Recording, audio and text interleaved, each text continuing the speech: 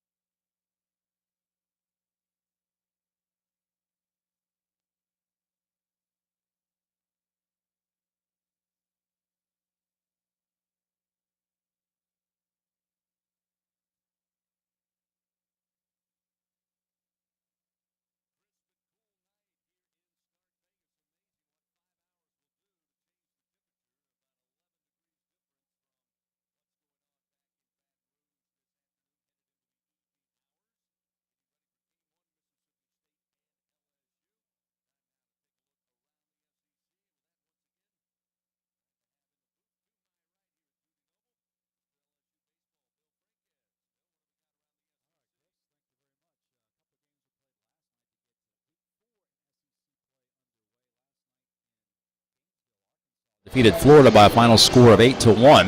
And last night in Bryan College Station, Texas A&M edged Kentucky 3-2. So let's give you the standings now heading into today's play. In the SEC East, Tennessee in first place, and in the overall race, the Volunteers undefeated. They are 9-0 in conference play, 28-1 overall. Tennessee has won 20 straight games.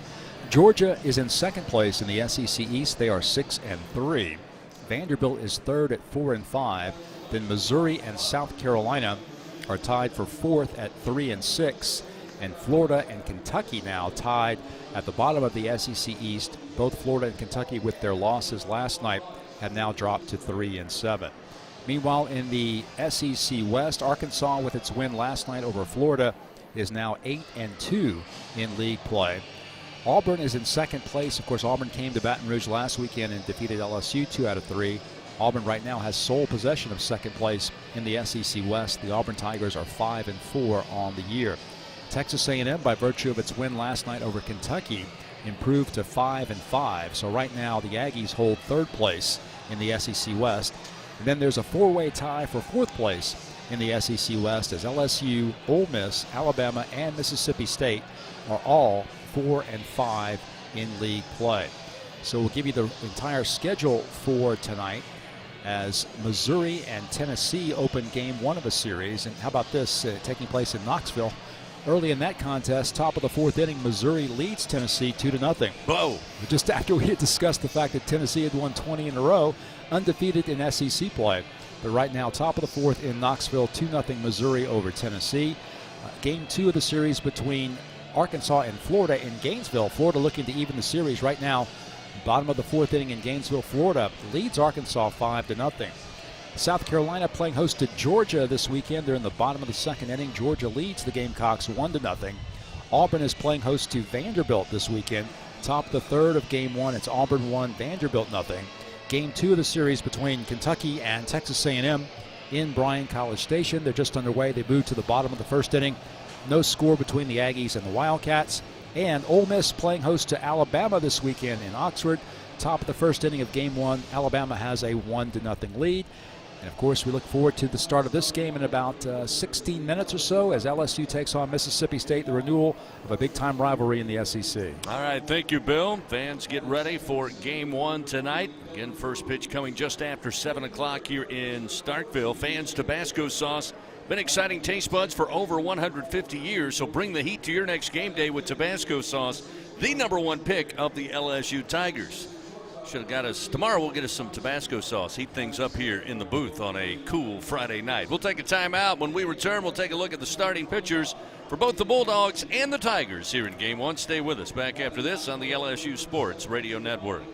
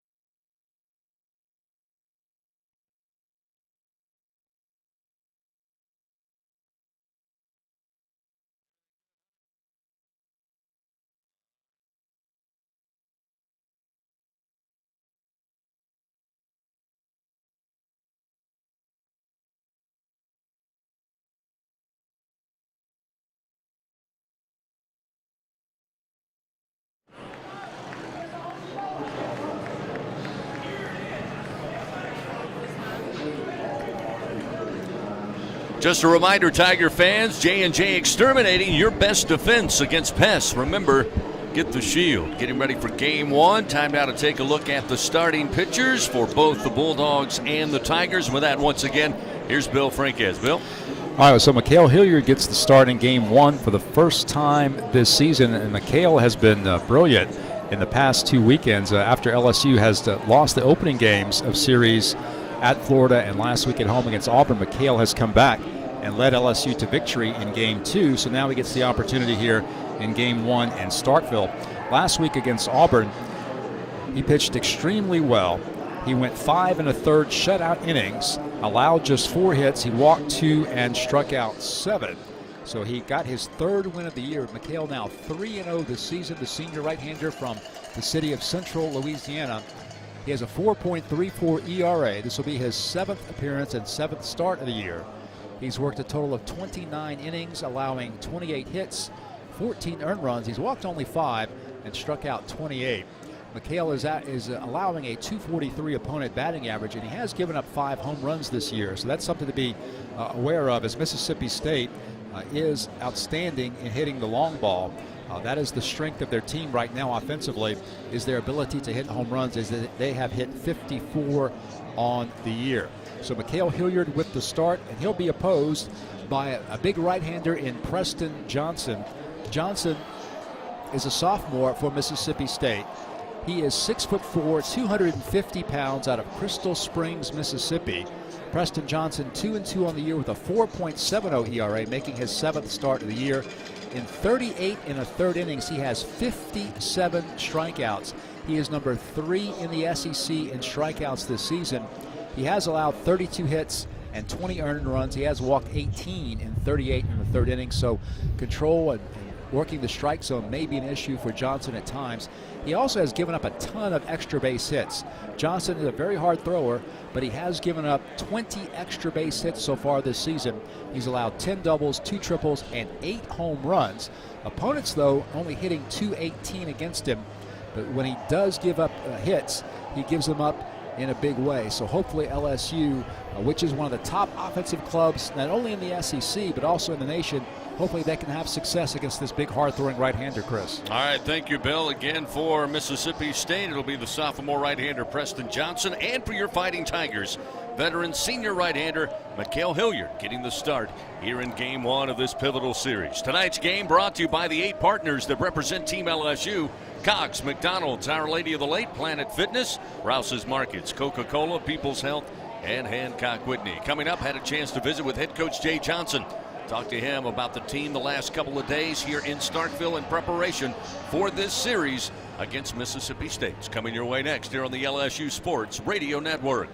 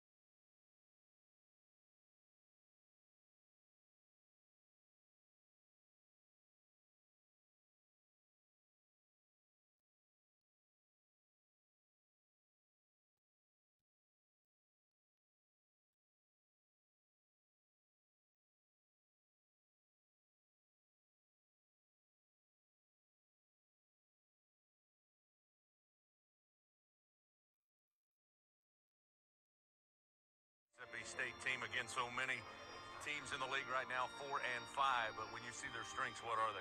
I'd say the starting pitching staff. I mean, they took a tough blow losing Landon Sims, who's one of the best pitchers in the league, but they have very capable guys, strikeout guys, multiple pitch guys with good velocity. So I'd say their starting pitching and a couple of the relievers is the strength of their team. When you look at the matchup, you decided to go with Mikhail Hilliard. A little different role. He's going to start the weekend off for you. Yeah, he's been our best pitcher. I mean, we have 4 SEC wins. 3 of them have been when he's been the starting pitcher. So want to get off to a good start. We feel like he can give us some length. I feel like he does match up very well with these guys. And so if we can get that on the front end and get to some of our better guys at the back, we feel like that gives us a good chance to win tonight.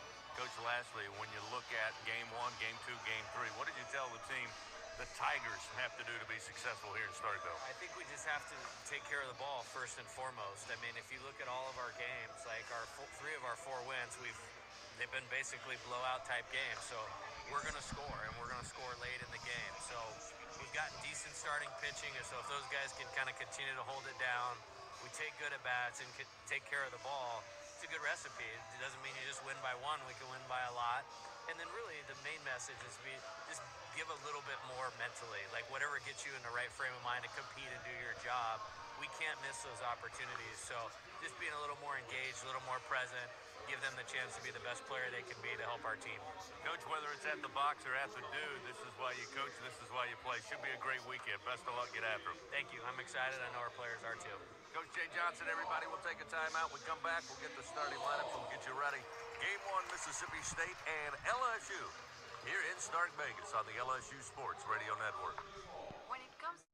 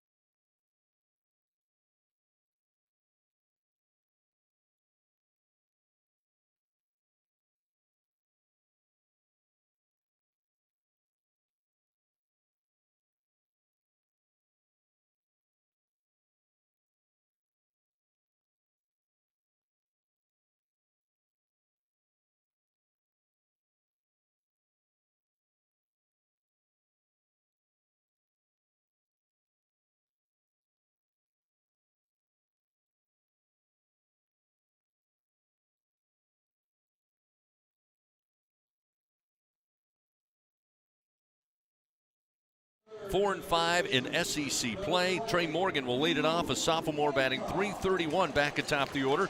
Dylan Cruz will bat second, be in center field, batting with a .342 average. Jacob Berry moving up in the lineup. He'll bat third and play third base, moving back from right field to the third base position. Cade Doty will be back at second base. He will bat cleanup once again. The sophomore hitting .365.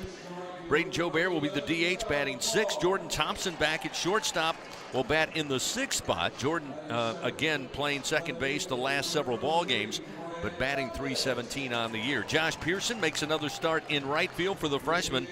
He will bat 7th. Hayden Travinsky once again behind the plate catching will bat 8th. And Giovanni DiGiacomo will get the start in left field. The junior hitting .246 will round out the order for Coach Jay Johnson. Again, senior right-hander Mikhail Hilliard getting the start in game 1. 4.34 ERA, 3-0 on the year, 7th start of the season.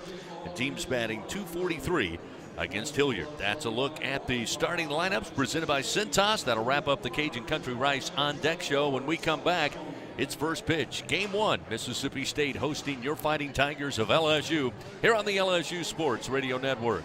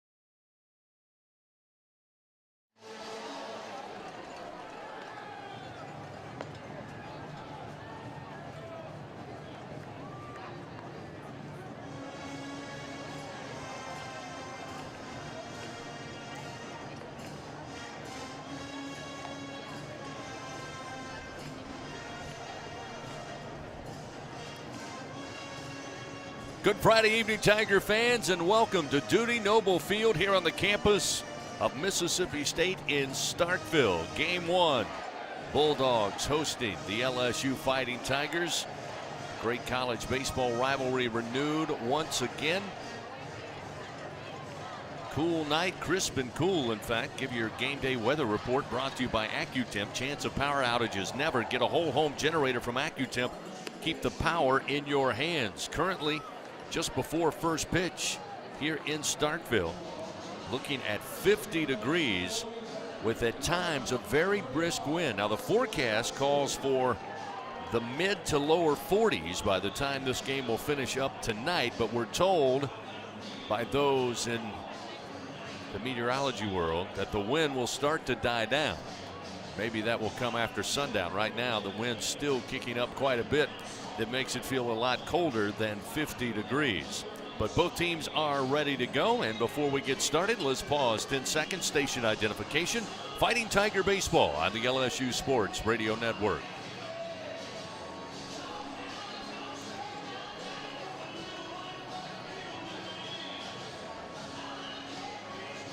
Along with our producer, Hunter McCann, Mr. LSU Baseball Bill Franquez, Chris Blair with you here inside the Caesar Sportsbook broadcast booth. Getting ready for game 1 as the Tigers will come to the plate, get things started here in the top of the first inning. To get a change to the lineup, at least the order, and a few changes in the field. Trey Morgan back to the top of the order He'll lead things off here, batting from the left side against Preston Johnson, the right-hander. And we're just about set to go. Johnson winds and delivers. First pitch is a strike at the knees on the outside corner. And we are underway. Time of first pitch, 7:02 Central Time. Morgan batting .331 on the year. This pitch a little outside, maybe let her high. Taking a look at the Tigers in SEC play. Morgan batting under 300, 268. Here's one off the bat. Slow bouncer near second. Backhanded by Yeager. The throw to first. Not in time. Morgan beat it out. Nice stretch over there by Luke Hancock. But just a slow off the bat. Got by the pitcher Johnson. Then took a couple of bounce near second base. It was a great grab by Yeager with the backhand. But again, Morgan beats it out. So the leadoff man aboard. And that's just pure hustle, Bill Franquez. Tell you what, Trey Morgan was really hustling down the line, trying to leg it out and beat the throw, and he may have hurt himself, unfortunately. Right now he's standing near the first base coaching box as Corey Couture, the Tigers trainer, is taking a look at him. Trey just a little gimpy right now as he walks back toward the bag. Coach Johnson and Coach Wanaka both there with him as well. It looks like he's going to be able to shake it off, but he may have come down on the bag very hard. Now he runs down the right field line to test it. Looks like he's going to be okay. Came down real hard on the bag as he tried to stretch and beat the throw. Looks like he's going to be okay, though. Yeah, it looked like initially it was hard to put any weight on that right leg, but he stretched it out, and then we saw him run down the baseline. He appears to be all right, so he tells Coach Johnson and Corey Couture he's fine, and he'll stand on the first base bag. So, Tigers off to a good start. An infield single. Legged out by Trey Morgan. Now we'll see Dylan Cruz stand in. Tigers again on the road, looking to be the aggressor at the plate. Johnson fires the first pitch to Cruz. He'll take a very big cut, come up empty, and it's 0-1. Preston Johnson, the scouting report on him says fastball 90 to 93. His best secondary pitch is his slider, 79 to 82 miles per hour. He's been very effective, as we said earlier, as he's number 3 in the SEC in strikeouts. The 0-1 to Cruz. Fastball low and inside. Slides him back just slightly, and it evens the count, 1 ball and 1 strike. Cruz batting .342 on the season, but much like Morgan, the average dipping under 300 in league play, batting just .278 against SEC pitching thus far. The 1-1 swung back and catches the screen. Again, not a very tall screen, much like at Florida. We may have some action here in the booth. And I forgot the glove, Bill. Yeah, so did I. What is it with these updated ballparks? These renovated ballparks all have low screens. Yeah, they don't think of us at all. They do not care for our safety one bit. 1-2 the count. Morgan at first. Johnson to the plate. Oh, and this is going to come off the arm of Cruz. And that had a lot of velo on it. They're going to say it caught the bat, too. Wow. That may have been the pop you heard, which I'm glad it was the bat, but my goodness, didn't look like it hit the bat by much. We'll see a replay here as that was high and tight. Ooh. And we didn't really see a lot of it there. May have caught just above the bat at the grip. Yeah, just missed him. But enough to certainly get the blood pumping if you're Dylan Cruz. Still 1 ball, 2 strikes. Johnson to the plate. Again, fouled back behind us and out of play. Rotolo's foul ball. Rotolo's brings you each foul ball. Got the dough you really want? Come on in, have a drink or two. They'll fix you up something new. Slide into a Rotolo's near you. Trey Morgan aboard on an infield single to start the game. 1 man on, nobody out, and a 1-2 count to Dylan Cruz. This one hit on the hands, but a bloop single going to drop down in left field. Having to come in is Cumbust, and he just now gets to the baseball as that one died in the left field grass. Just able to swing and use his powers. That one just above the handle. He was able to muscle it over the top of James Cameron, the third baseman, who had no chance at it. And the Tigers now, they'll take it. Not the hardest hit singles, but LSU with runners first and second, nobody out. Tigers have not made great contact up to this point, but certainly it still counts.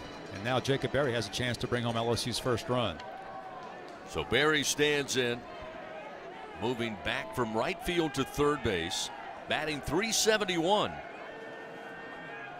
Pitch to the left-hander, off speed, and it's a strike to make it 0-1. Berry also in SEC play batting .353. Driven in 5 runs, 1 double against SEC pitching. Runners take their lead first and second. Nobody out, top of the first, scoreless game. Johnson looks back to second, now to the plate. That one across the plate for strike 2, and Berry falls behind 0-2 in the count. Berry still looking for his first home run in SEC play. All 9 of his homers have come outside the conference. Would not say a capacity crowd, although they're still coming into the ballpark here. A few empty seats in the grandstand, of course, out in the right field and left field berms and out on the party pads, as this one's taken right back up the middle. Handling it is Forsythe, the shortstop. He'll step on the second base bag, try to throw to first, but it's not in time. And the shortstop covering at second on Morgan. He was near the bag as Berry took that ground ball right over the second base bag, but Forsythe perfectly placed, able to get the runner at second for out number 1. LSU now with runners first and third. As Morgan advances to third, Berry beats out the double play attempt, and that will bring to the plate Cade Jody, as now the Bulldogs will institute the extreme shift. 3 infielders left of second base.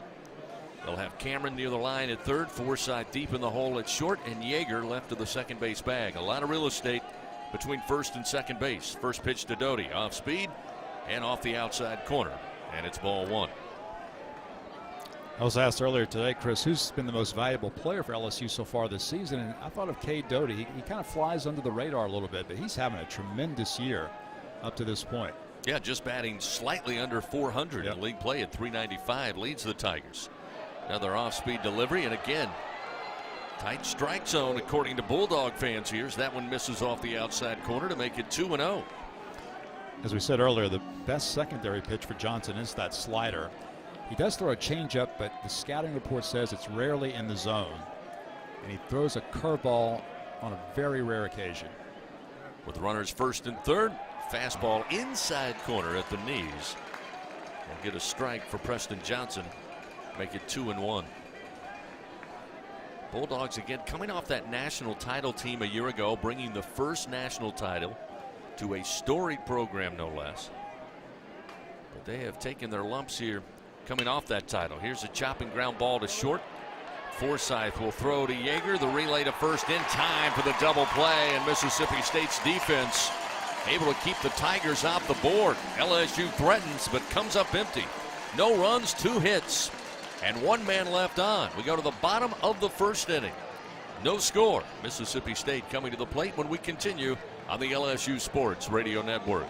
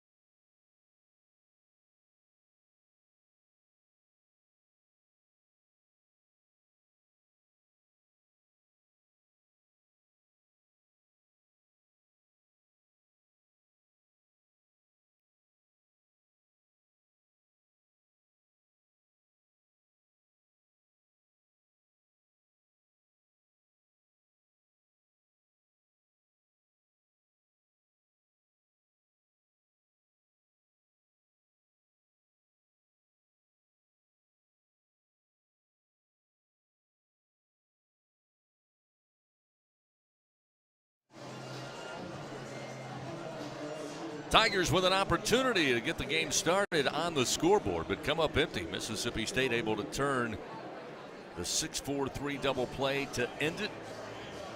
And we remain scoreless as we head to the bottom of the first inning. Mississippi State coming to the plate. Drew McGowan, Cameron James, and Luke Hancock will lead it off against Mikhail Hilliard. A reminder, fans, Our Lady of the Lake proud to be LSU's championship healthcare partner. Together, LSU and Our Lady of the Lake will create transformational change and impact for Louisiana with a new standard for healthcare research and education. To find out more, go to olrmc.com/LSU. Tigers, by the way, tonight, game one, rocking the gray jerseys, gray pants, purple pinstripe, purple lids. Mississippi State going with white pants and Mississippi State maroon jerseys and batting helmets. First delivery from Hilliard to McGowan, a called strike, and it is 0-1. Big missed opportunity, Bill, there for LSU on the road in the top of the first. Yeah, credit Mississippi State's defense. Well positioned with those shifts. Made a difference. The 0-1. Breaking ball over for a strike. And Mikhail Hilliard starts off the leadoff hitter McGowan, 0-2. Mikhail has given the Tigers 2 great SEC starts over the past 2 weekends. They need another one from him tonight. LSU looking for its first win in game 1 of a series this year. The 0-2. Ground ball, but foul right at first base. Keeps the count, no balls and 2 strikes. Again, this is our first visit, Bill, you and I, to the newly remodeled Dudy Noble Field. Again, it certainly looks different. Press box has obviously been upgraded. The outfield left and right, those areas have been updated as well. As the pitch, fastball misses just off the corner. A good eye by McGowan to stay away and moves the count 1 ball, 2 strikes. They still have some of that eclectic feel in left and right field that we all remember from the old venue. Certainly a thing of its own. Here's this one, gets outside, and that'll even the count now 2-2 to McGowan. It's not quite the Beverly Hillbillies feel that it used to have. But that's perfectly summed up. Yeah, but it's been modified and upgraded quite a bit. Great atmosphere, though, for college baseball. Always has been. No doubt. 2 balls, 2 strikes to McGowan. Leadoff hitter for the Bulldogs, and he takes a swing, fouls it back into the screen for Rotolo's foul ball, and the count remains 2-2. Again, of course, much is made of the condominiums tower up in left field. Kind of the party pad, if you will. The balconies overlooking. Sure, there's not a bad view, as well as it looks like a nice little patio, covered patio area on the roof. Here's a swing and a miss. Hilliard elevates the pitch, brings it inside, and McGowan down on strikes. And there's one gone as Mikhail Hilliard records his first punch out. That strikeout brought to you by Super One Foods. Great quality at super low prices. That's the way to get started if you're Mikhail Hilliard. That's what Mikhail does. He works both sides of the plate. As Coach Johnson liked to say, he's up and down. He's in and out. Keeps hitters off balance. Cameron James will stand in. The third baseman, a right-handed hitter, as Hilliard fires, and it's short of the plate. 1 ball and no strikes. James, one of the leading hitters, in fact, the leading hitter in this lineup, hitting .308 for the season. 15 runs batted in, 3 home runs, 3 doubles to his credit. Travinsky sets outside to the right-hander. The pitch is a strike at the letters to even it up 1-1. And the Bronx cheers come out early here at Dudy Noble. You know, Mississippi State is near the bottom of the SEC in most offensive categories except for home runs. They have hit 54 dingers, 3rd in the league. 1-1, breaking ball lifted in the air to center field. Dylan Cruz having to give chase at the track, at the wall, and he's got room, and he makes the grab right at the D in Dudy Noble Field in straightaway center field for a long fly ball out, number 2.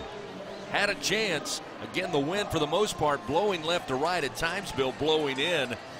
Off the bat, I thought it had a chance. It definitely did. As soon as I said that Mississippi State was 3rd in the league in home runs, James lifted that one a long way, but that would have, you'd have had to wear that one. Absolutely. But as it turned out, just an out, and it is the 2nd out of the inning. That'll bring up Luke Hancock, the first baseman, a left-handed hitter. Hilliard again.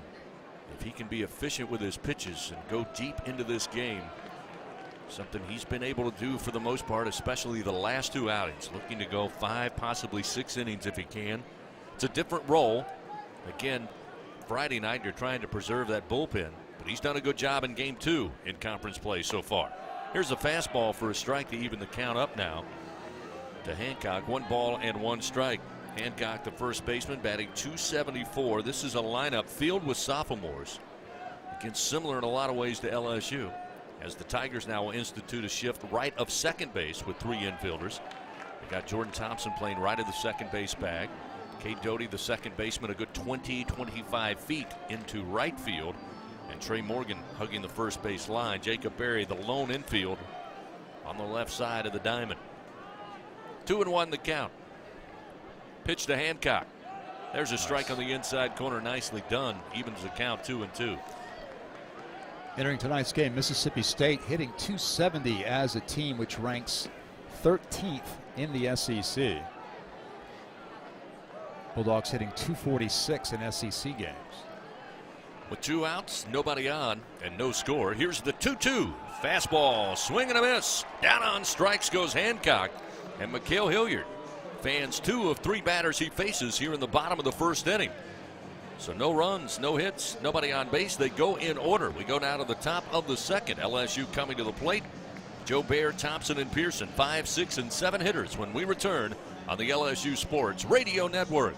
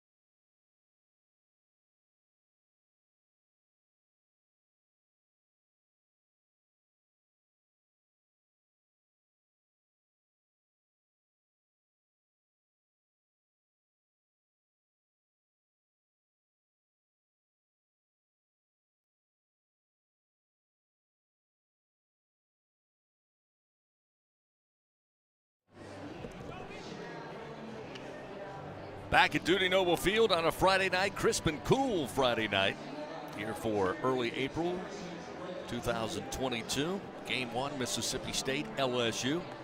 No scores so far. The Tigers come to the plate here in the top of the second inning. Braden Joe Bear to lead it off, followed by Jordan Thompson and freshman Josh Pearson.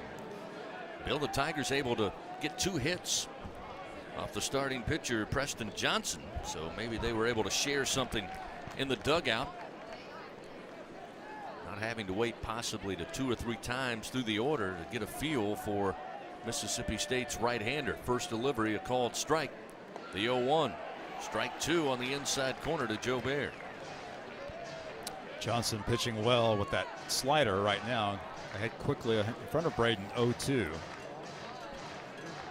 Joe Bear this season batting .258 against SEC pitching. Behind in the count 0-2. The left-hander awaits. Johnson fires to the plate. Swing and a miss. Johnson records his first punch out. 1 down here in the top of the second inning. Johnson followed an 82-mile-per-hour slider with a 92-mile-per-hour fastball that Joe Bear could not catch up with. Jordan Thompson now will come to the plate. Thompson batting .317, 2 home runs, 17 runs batted in. He stands in from the right side. Johnson fires and a swing and a miss. And on the hands, couldn't get around. It's 0-1.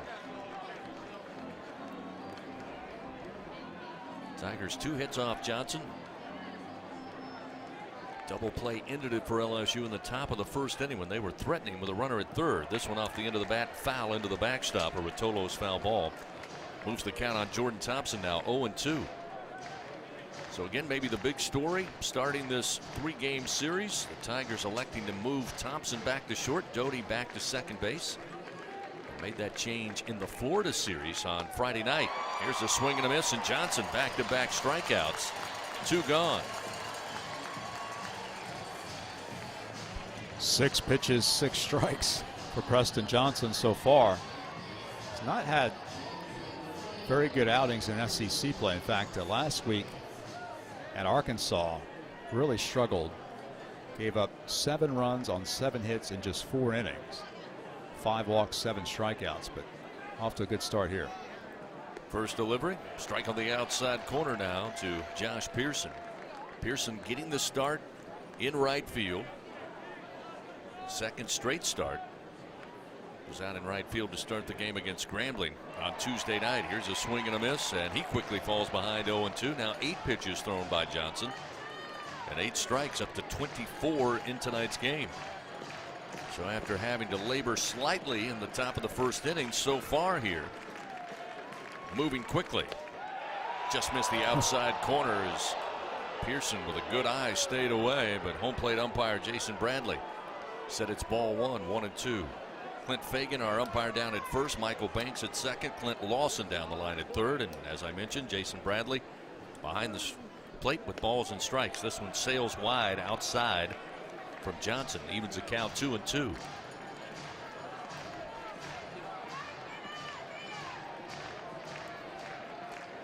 Pearson readies the bat. Hitting .263 on the year. Off-speed pitch again, trying to catch that outside corner. Logan Tanner, the catcher, thought it was strike 3.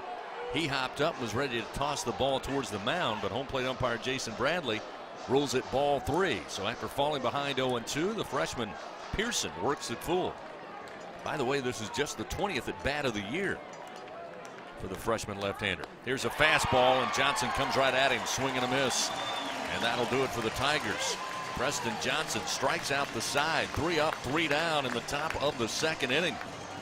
Bulldogs come to the plate next. We are scoreless in Stark Vegas. Back after this on the LSU Sports Radio Network.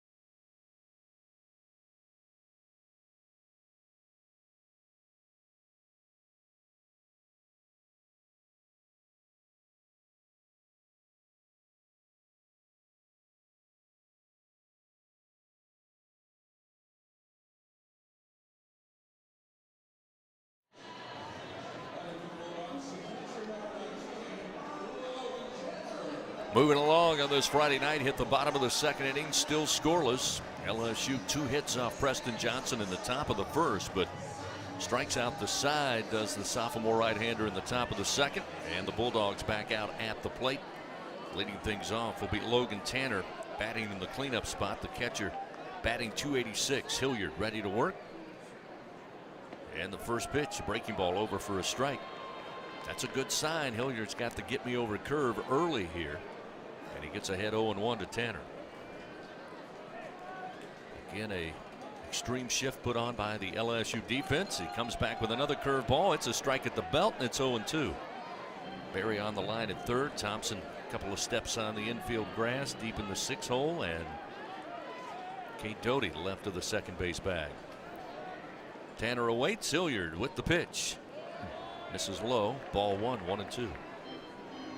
Ingredients for success brought to you by Albertsons. Come by for the freshest seafood in town. Talking to Jay Johnson, he said defensively, valuing the baseball. That's the difference in LSU's wins in SEC play. Here's a foul tap. It bounces towards the third base dugout. And the count remains 1-2. When you take a look at winning 2 of 3 at Florida, dropping the games against Texas A&M, and dropping the games last week to Auburn, Bill, he really stressed the errors that add up. Not only errors, but non-plays that hurt the Tigers defensively. Here's the 1-2. Breaking ball, laced, one hop, knocked down by Doty. He'll pick it up, got him released quick. It's in the dirt, gets away from Morgan. High up on the screen, and arriving safely is Tanner. Tough break there for Doty and Hilliard. It's a play that Cade should have made. Ball's hit hard, but he knocked it down. Had plenty of time to throw out the catcher, Tanner, who doesn't run especially well, but the throw was low, bounces away from Morgan, and likely will be scored an error on Cade Doty. It was hit right at him. Again, got to him quickly. He knocked it down with the body. Came up, maybe rushed the throw a little bit. Down in the dirt, got away from Morgan. Still haven't made a decision officially yet. But a runner on first base, that'll bring up Hunter Hines, a left-hander. He takes a massive swing, but misses badly, and it's 0-1. Pitch out and away to the left-handed hitter. Hines, a dangerous hitter, is only a freshman. He made a big impact for Mississippi State already. Leads the team with 9 home runs. He and Luke Hancock, he and Callum Clark each have 9 home runs on the year. The 0-1 off speed, way out in front. Hines got fooled. He falls behind 0-2. They rule that an infield single for Tanner. So the first hit of the ball game off Mikhail Hilliard. Hilliard comes back. He's ahead in the count, 0-2. Tanner again, a very short lead off first. Hilliard delivers, misses low, and this time Tanner, or rather Hines, keeps the bat on the shoulder, and it's 1 ball, 2 strikes. That Chris, is probably one of those plays you just referred to. Maybe not ruled an error officially, but the play that could have been made by the Tiger defense. Yeah, it's not going to please Jay Johnson. Right, exactly. Either way, regardless. He notices, as you would imagine, the non-play. Swing and a miss. That one down and away to the left-handed hitter. Perfectly placed by Hilliard. He records another punch out. His 3rd of the ball game. Brought to you by Super One Foods. Great quality at super low prices. So now 1 away. Runner at first. Hines retired. We'll see Callum Clark, the sophomore right fielder. Another left-hander in this lineup. 1 of 4 for Coach Lemonis in Mississippi State. Tanner with again a short lead, no stolen bases or attempts on the year for the catcher, and this one roped to second base, fielded by Doty. Momentum bringing him towards the first base bag. That's his only play, and he'll get the 2nd out of the inning. Retiring Clark. Into second base goes Tanner, and now Mississippi State with their first runner in scoring position. That'll bring up Brad Cumbest, the left fielder, a junior, hitting .306, 2nd leading hitter in the lineup tonight. And Cumbest is 2nd on the team in home runs. He has 8 behind the 9 of Clark and Hines.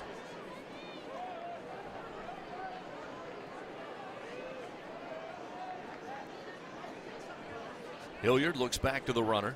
Now working from the stretch with 2 outs. The first pitch to Cumbest. Ground ball and a bouncer foul left of third base. And it is 0-1. Remember, fans, just like the winning lineup, Cintas has the all-star services for all your business needs. Everything from uniforms to kitchens and restroom solutions. Get ready for the workday with Cintas. No score. Bottom of the 2nd inning. Tanner singled up the middle. Hines struck out. Clark grounded out. This one misses high to even the count. 1 ball, 1 strike to Brad Cumbest. Cumbest on the year is hitting .278 with runners in scoring position for Mississippi State. 10 hits in 36 at-bats in these situations. 2 outs, the 1-1. Breaking ball, sharply hit and diving for it, Doty. He'll knock it down. Keep it just outside the infield dirt. No throw made, but may have saved what could have been a run as Tanner made it into third, but had to put on the brakes quickly as Doty knocked it down, got up quickly with the baseball in hand. But now Mississippi State, much like the Tigers in the top half of the first inning, have runners first and third now in a scoreless ball game. And that'll bring R.J. Yeager hitting .281, the senior second baseman for Mississippi State. Great effort that time by K. Doty. Made a tremendous stop. Otherwise, Mississippi State takes the lead on a Cumbest RBI single as Tanner would have scored. Jay But Johnson. Doty keeps it in the infield. Coach Johnson comes out of the dugout now, brings the infield onto the mound. Going to be a little strategery here. More than likely, obviously nobody warming for LSU. Hilliard again, his first bit of trouble, albeit in the bottom of the second inning.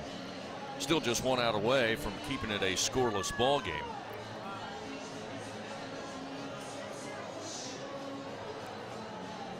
But they'll talk it over on the mound. Gives me a chance to remind you, if you want a little fun, then play Sapphire Sevens from the lottery. You could win up to $20,000. Stop at any lottery retailer and pick up Sapphire Sevens today for your chance to win up to $20,000. Pick up your tickets and get your shine on. Must be at least 21 to purchase. Home plate umpire Jason Bradley out there to break up the meeting. Now Yeager has been a very good clutch hitter for Mississippi State. Though he's batting 8th in the lineup, he's their second leading hitter in SEC play. .333 with 4 homers in conference games. Batting .316 with 2 outs in the inning, and .320, as Bill pointed out, with runners in scoring position. He's got Tanner at third. And the first pitch off the end of the bat, high in the air to left field. At the wall and on the track, Giovanni DiGiacomo has it. And that will end it for Mississippi State. They threaten and give it a long ride to left center, but no runs on 2 hits and 2 men left on. The Tiger defense picking up their starting pitcher. We go scoreless to the top of the third inning here in Starkville. LSU coming to the plate after this on the LSU Sports Radio Network.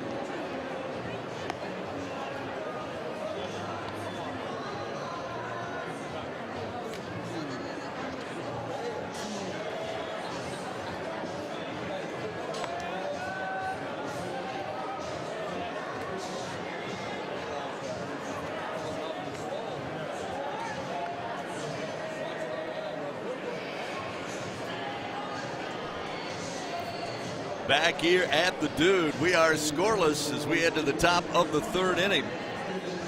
LSU and Mississippi State, game 1 of a 3-game series this weekend, in a battle of 2 teams in the SEC West, both currently 4-5 on the year. Hayden Travinski going to lead things off for LSU, sitting in the 8th spot. The first pitch from Johnson. What do you know? It's a ball inside. Johnson had no trouble retiring the side, punching out the side in the top of the second. Here's a fastball down the middle, and it evens it up to Travinski. 1 ball, 1 strike. Hayden on the year batting .312. Impressive power in his last couple of starts in relief of Milazzo. He's got 5 home runs and has been spectacular offensively in his opportunities. This is his 33rd at bat of the year. He's 10 of 32 with 9 runs batted in. Breaking ball from Johnson over the plate to even up the count, 2-2. Yeah, how about Travinski? Got the last second start against Grambling back on Tuesday. Hit 2 home runs in the game. 2 balls, 2 strikes. Travinski awaits. The breaking ball just missed the inside corner. Travinski thought it was coming in to catch him. It broke a little, but not enough to find the strike zone. That'll fill the count, 3-2.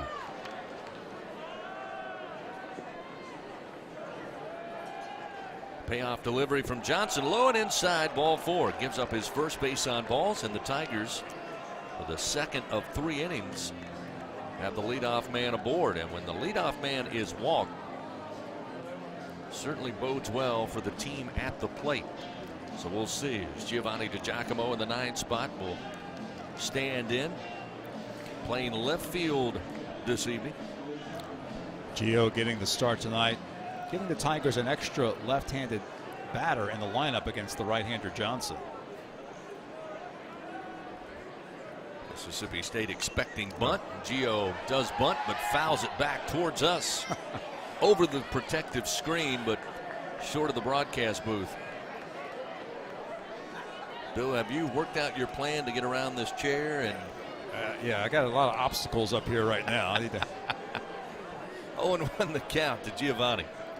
Again, we've got the third baseman James Cameron playing in. Here's the bunt. He goes first base side. Coming in is going to be Hancock. He will turn and fire to Yeager, the second baseman covering at the first base bag, and they'll record the out. But Giovanni does his job. He advances Travinski into scoring position. Second time tonight. The Tigers have had that opportunity now with 1 down in the top of the 3rd, and they flip the order over to Trey Morgan.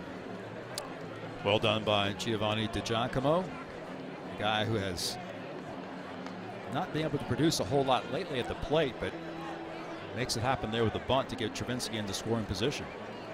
Morgan had the infield single to lead off the game back in the 1st inning, was left stranded at 3rd when the Tigers threatened.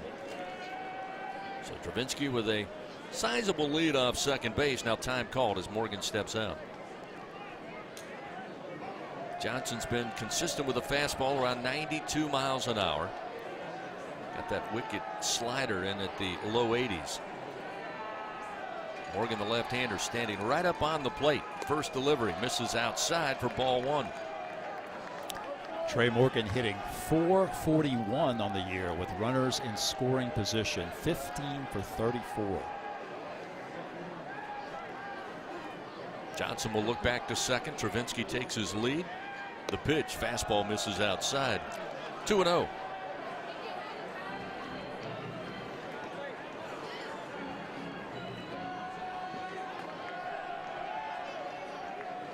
Cameron playing closer to the shortstop position, the third baseman for Mississippi State, with Forsythe the shortstop holding Travinski on at second. This pitch sails outside. Now Johnson falls behind in the count, 3-0 to Trey Morgan. Johnson having some strike zone issues here in the 3rd after that brilliant second inning. Yeah, what did he throw? 1 ball, maybe 2? Yeah, I think 2. So the 3-0 count to Morgan. The pitch, and it's a strike at the letters on the outside corner. Morgan a little surprised. He had turned and thought he was offered ball 4. The home plate umpire disagrees. That'll make it 3-1. So a hitter's count here for Morgan. Look for him to be aggressive if there's something in the zone Johnson offers up. With 1 out, a runner at second, no score. Johnson to the plate. Big swing, but fouled off the hands and into the screen. Fills the count, 3-2. Morgan, one of the few players against which Mississippi State plays what you would consider a conventional defense. That, of course, because Trey can hit to all fields. Got some room between third and second base with Forsythe shading the second base bag. And with 1 out and a 3-2 count. Johnson from the stretch. Kicks and fires to the plate. Fastball down the line at third. Going over to third behind the bag is Cameron. Long throw, and again it was mishandled by Hancock down in the dirt. And Morgan going to arrive safely. Travinsky had to stay put at second with that ground ball to third. But did you see Morgan barely making it down the line? He is certainly still hurting from that dive at first base back in the first inning. And again, Cameron rushed the throw, and not sure he was watching Morgan. That throw got to first. Morgan was barely halfway down the line, but again, it was mishandled by Hancock on the bounce. Yeah, a good throw would have gotten Trey easily. He's just not 100% right now at all. Tigers will take the break, though, with one out, runners first and second. Dylan Cruz to the plate. First delivery, fastball strike, and it's 0-1. Cruz with a base hit. Little bloop single into shallow left field back in the first inning. And that is an error charged to the third baseman, James. First error of tonight's game. Tigers again with an opportunity here. Second time tonight. Not much doing in the second, but had their chances in the first and third as this one fouled back into the screen and Dylan Cruz falls behind 0-2 on another Rotolo's foul ball. Fans, this inning brought to you by AccuTemp Services. Don't let AC or heater outages keep you on the bench this year. Text home run to 31996. Get your Tiger tune-up from AccuTemp Services, proud partner of LSU Athletics. You could use AccuTemp tonight, maybe install a quick heater here in the booth. This one high inside, missing ball 1-2 now to Cruz. Johnson's nearing that 50 pitch mark. He's at 45 pitches right now as he works with one out in the third inning. Wind blowing left to right out here at the ballpark. Again, Dylan Cruz no stranger to opposite field home runs. Called strike three on the inside corner. Cruz left it in the hands of home plate umpire Jason Bradley. And Johnson records the punch out. That's his fourth of the night and records out number 2. Johnson just dropped that breaking pitch on the inside portion of the plate for a called strike 3. Kind of lost that pitch a little bit early in the inning, but he found it there to strike out Cruz. Jacob Berry now will have the opportunity to try to break the stalemate on the scoreboard. He was aboard on a fielder's choice back in the first and was left stranded. First pitch low and inside, ball 1. Berry an impressive 359 average with 2 outs in the inning, 350 with runners in scoring position. 30 runs batted in on the year. Again, standing close to the plate in the left-handed batter's box. Johnson fires and a swing out in front of that was Berry, and it's 1-1.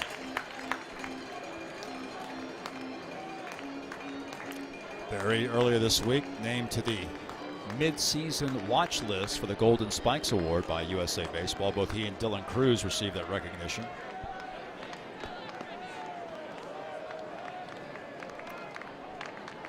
One ball, one strike, runners first and second for LSU. The pitch outside from Johnson. Make it 2-1.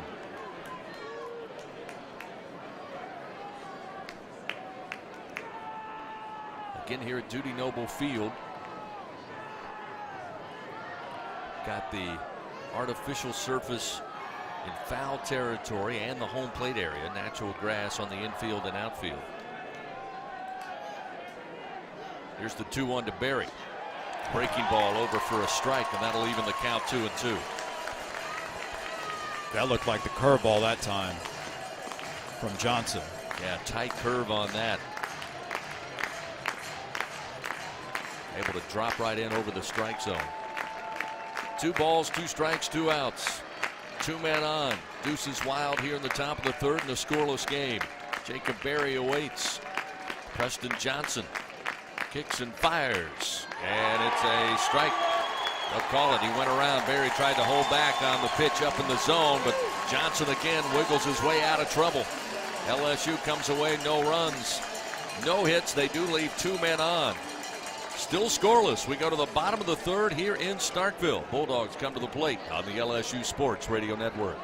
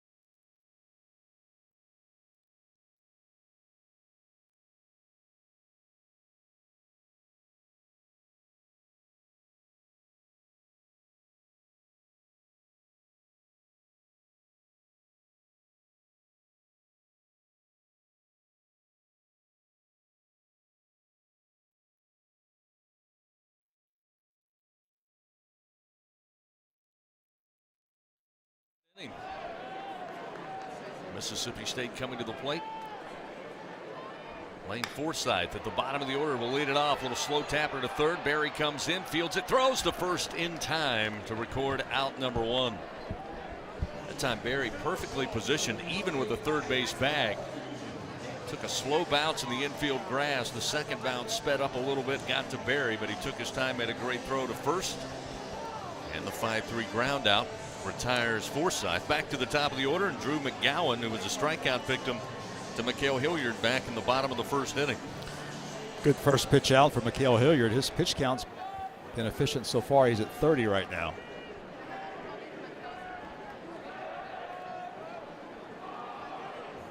First pitch to the left-hander, fouled off down the line above the third base dugout, and it's 0-1. We'll get you an SEC update in just a moment. Looks like everyone else is now underway around the SEC.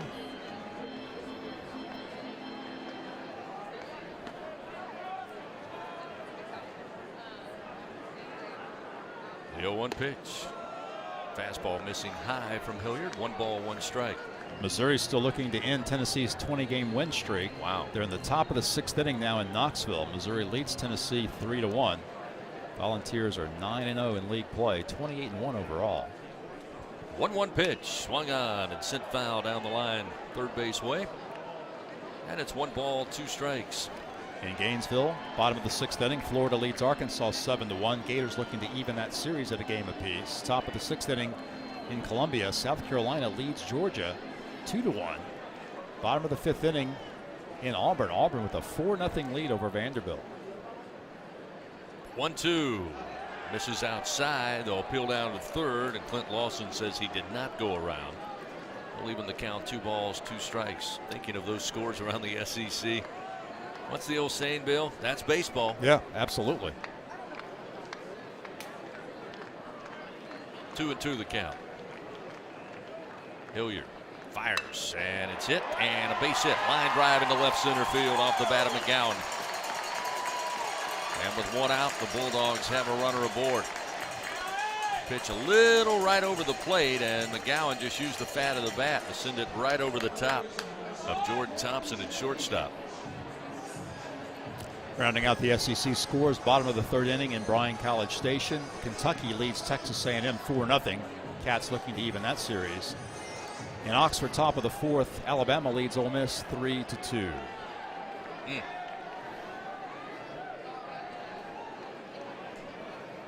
Cameron James, the third baseman, stands in. Hilliard delivers a breaking ball. Called strike. It's 0-1. Interesting. The game 2 against Florida, Bill, we remarked how McHale stuck with the fastballs early, then came back with the curveball and really had Florida off balance. Did the same thing last week in the win against Auburn. But going with the curveball early here against Mississippi State, mixing it in with the fastball. Here's one fouled off. Breaking ball. And it's 0-2.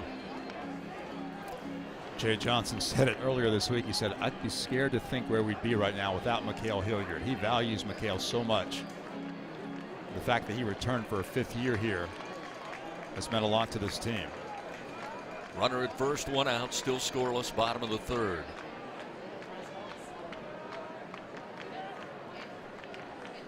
The 0-2 off the end of the bat in the screen above the first base dugout. Still no balls and 2 strikes. Mississippi State, not a team that runs a whole lot, though they've been good at it. They're 23 steals and 29 attempts so far this season.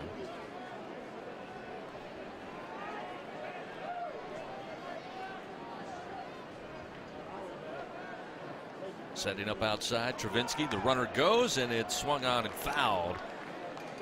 Ugly finder drops down in the Mississippi State dugout.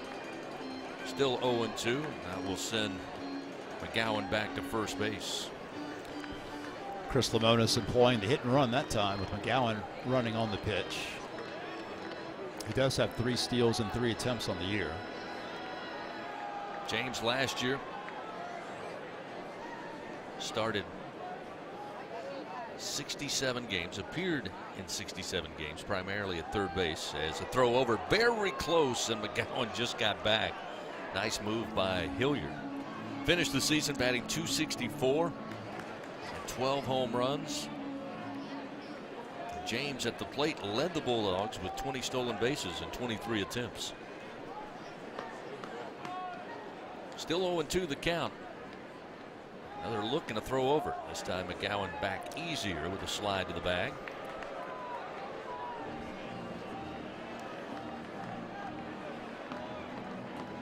Cameron James' father actually lettered in football here at Mississippi State. His brother Keegan played here for the Bulldogs. And his uncle played football for the Bulldogs. Guess he really didn't have much of a choice of where he was going to college. This one misses outside. First ball offered up by Hilliard. It's now 1-2. Chris Lemonis is in his 4th season here as the head coach at Mississippi State, leading the Dogs to the national title last year. He established a very strong program at Indiana before moving down here to Starkville. 1-2 the count. Another throw, and back is McGowan to first base.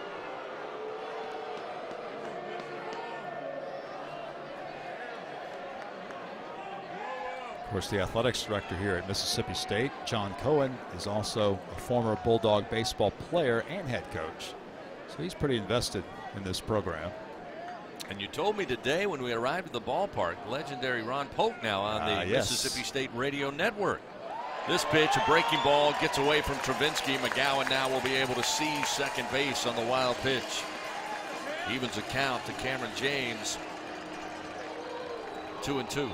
First person I saw when I got on the elevator to come up to the press area was Ron Polk, the legendary Mississippi State coach. Of course, he and Skip Bertman are credited with really elevating the visibility of not only SEC baseball, but also college baseball as a whole. Those two men, true pioneers for the popularity of this game.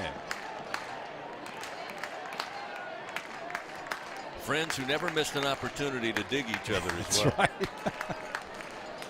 One out, runner now at second base for the Bulldogs. 2-2, and McHale going to turn and fake a throw to second. Nobody was there. Again, the Mississippi State Bulldog fans not happy with that.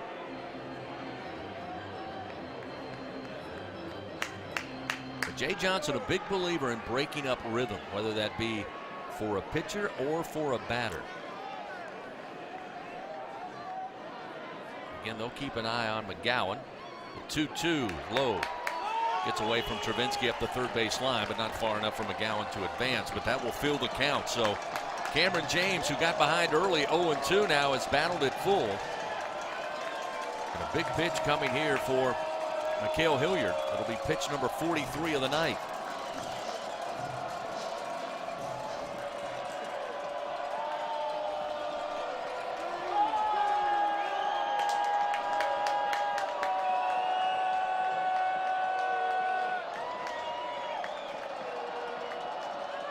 Payoff delivery, breaking ball, high in the air to left field. Left center field, coming over. Dylan Cruz calls for it. He'll have it. McGowan on his way into third. There'll be no throw, cut off by Thompson. So now with 2 down, Mississippi State again threatening with a runner just 90 feet away in a scoreless ball game. Second time tonight that James has made good contact against Hilliard to the deepest part of the ballpark, but each time Dylan Cruz able to track it down. Luke Hancock was at the plate in the first inning and was a strikeout victim. 1 of 3 tonight recorded by the LSU starter McHale Hilliard. So with 2 gone and a runner at third, Hilliard will focus on the left-handed hitter. First pitch to Hancock. Strike at the knees with a fastball, and it's 0-1.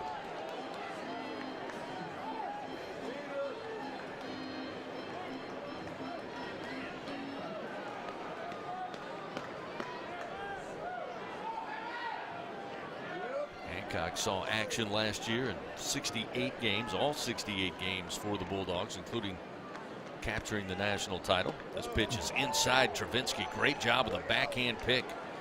Keep that in front of him. Took it right off the artificial dirt. 1 ball and 1 strike.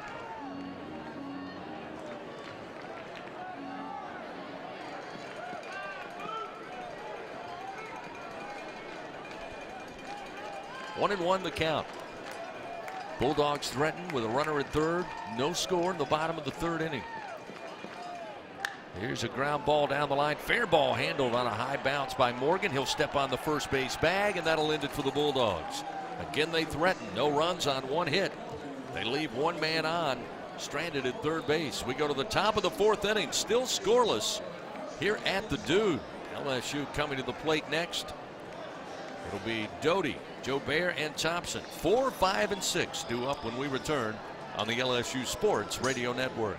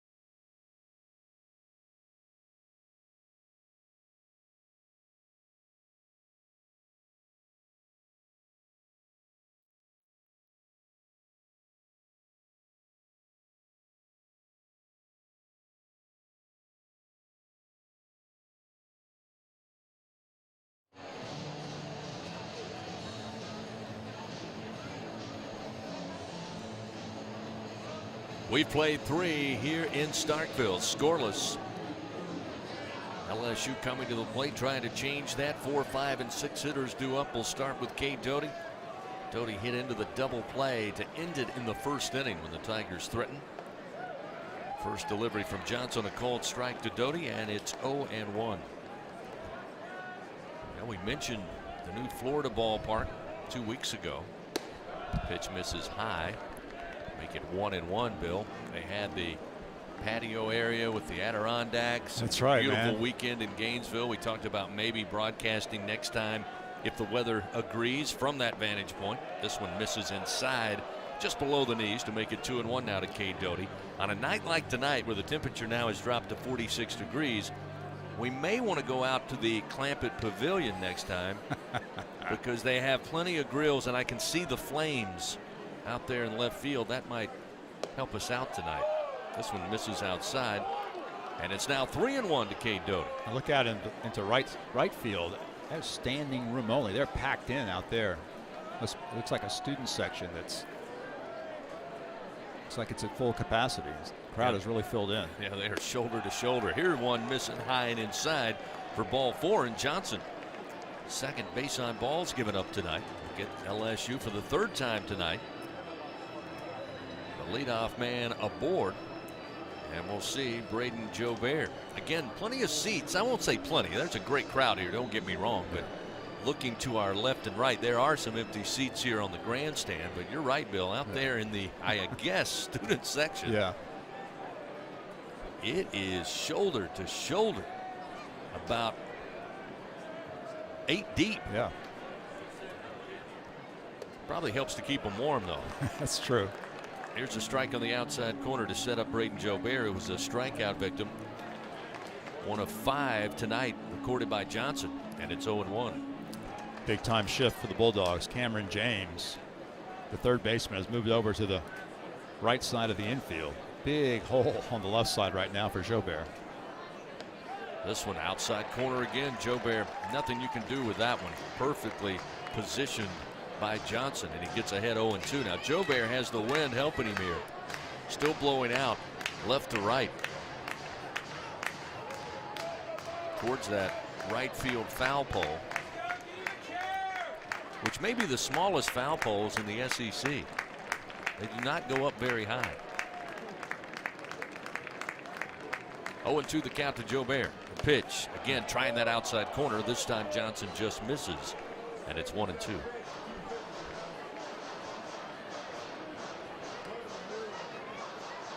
What do you guess, Bill? That foul pole 50 feet up? 40 feet sounds up? About right.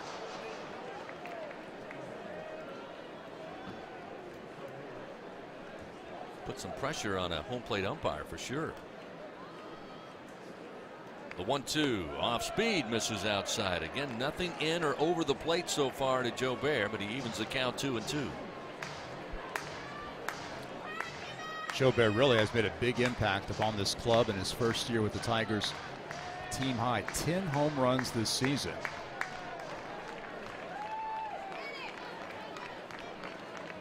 Doty with a lead off first.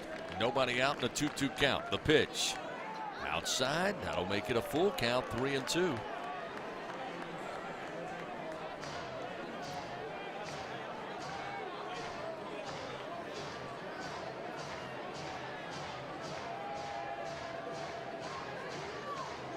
Be interesting to see what Johnson offers up here.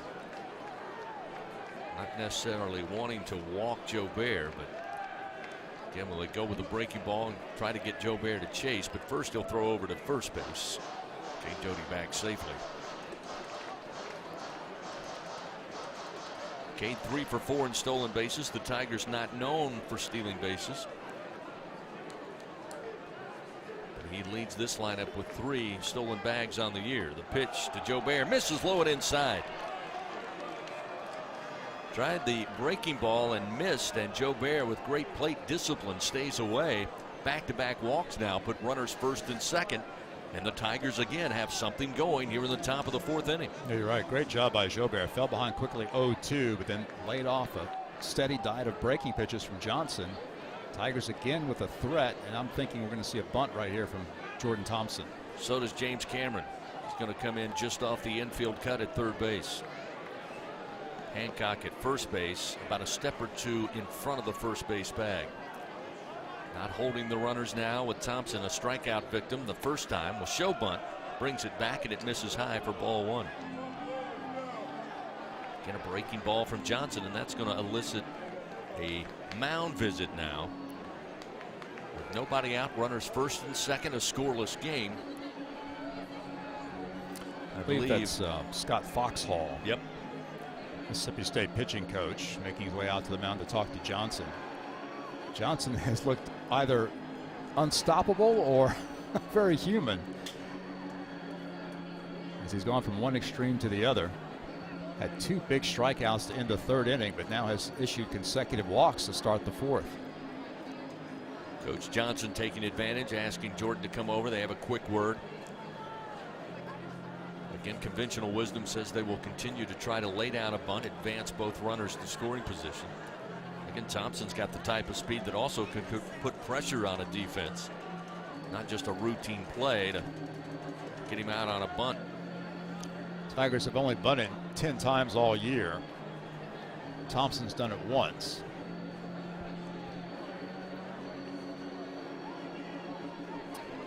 So Coach Foxhall back in the Mississippi State dugout. Johnson toes the rubber. Johnson toes the rubber. Thompson digs back in from the right side, and Johnson will turn and look back to second. And as Johnson turned, Thompson did start to square, so Mississippi State got tipped off there that the bunt's still on.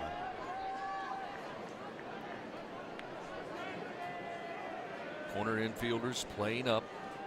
Thompson shows bunt, lays it down first base side, comes off the bat hot. Easily handled by Preston Johnson, the pitcher. He will toss to Yeager covering at first, but Thompson does his job. And with 1 out, lays down the sac bunt. Runners second and third. 2 successful sac bunts now laid down by the Tigers, but Johnson's been able to work out of jams so far. LSU has left 4 runners on base in the first 3 innings.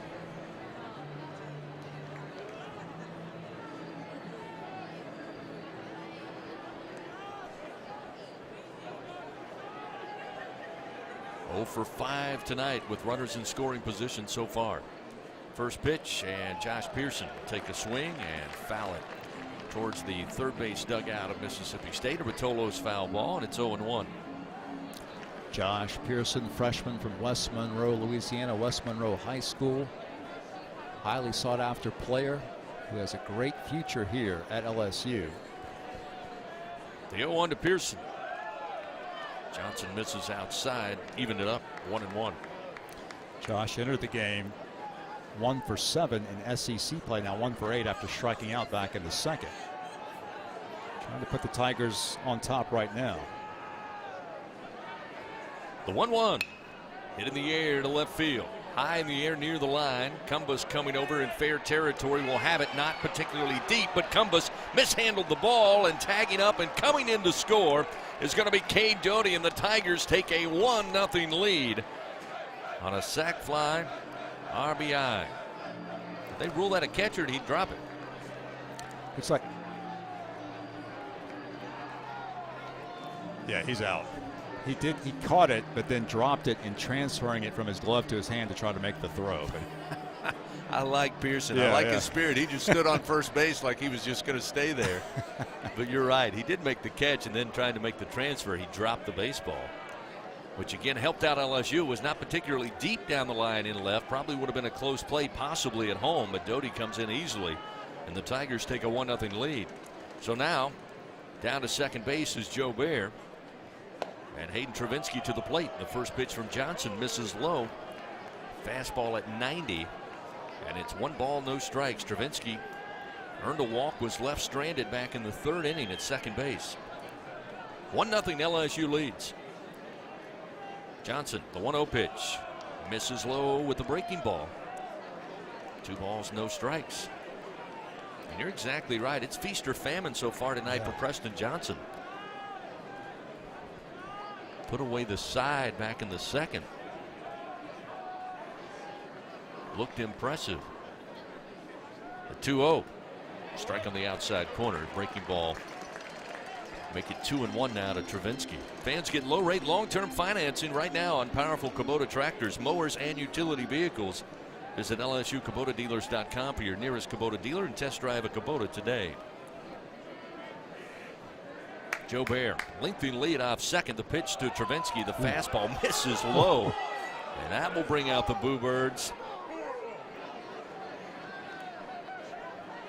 And the vocal critics here at Dudy Noble. 3-1. Hitters count for Travinski. Dangerous waters for Johnson.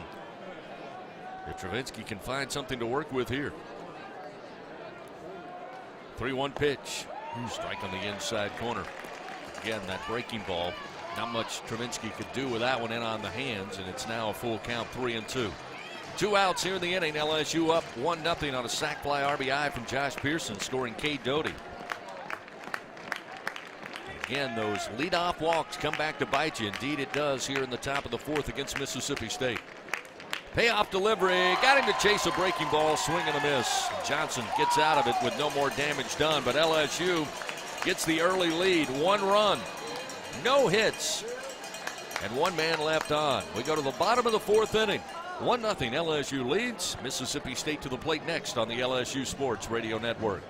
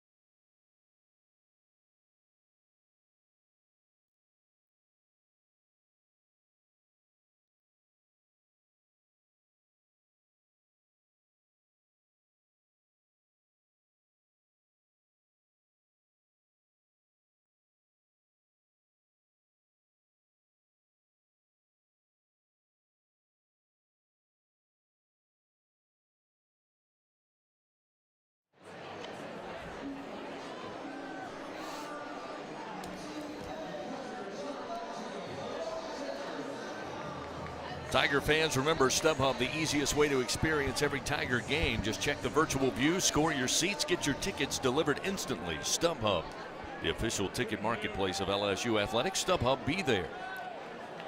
1-0 LSU leads Mississippi State to the plate. Logan Tanner to lead it off, the catcher for the Bulldogs. Batting cleanup tonight. Second time he's led off the inning for Mississippi State. First delivery from Hilliard, a called strike with a breaking ball. And it's 0-1. Hilliard tonight. 3 innings of work so far. 3 hits given up. 3 strikeouts. Hilliard now will step off momentarily. Put the cleats in the dirt. Now step back up on the rubber.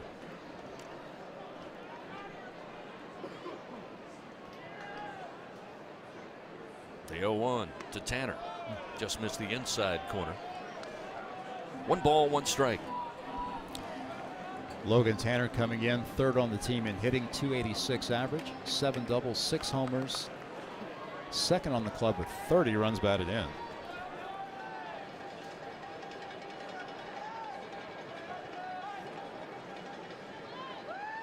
One ball, 1 strike. Hilliard to the plate. Breaking ball off the end of the bat. Little chopper coming over is Morgan. He'll field it. And he does not throw. Puts the ball in his pocket. Came way off the first base bag to get it just right of the mound.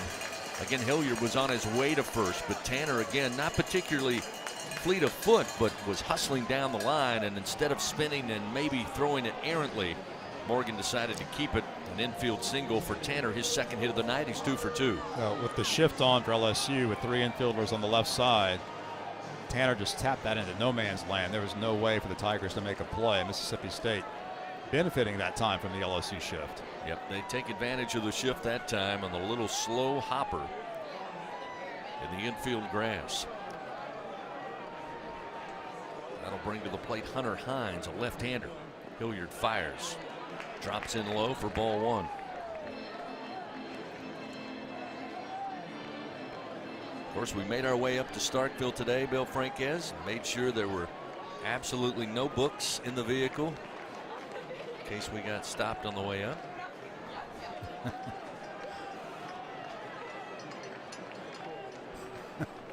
Here's the 1-0.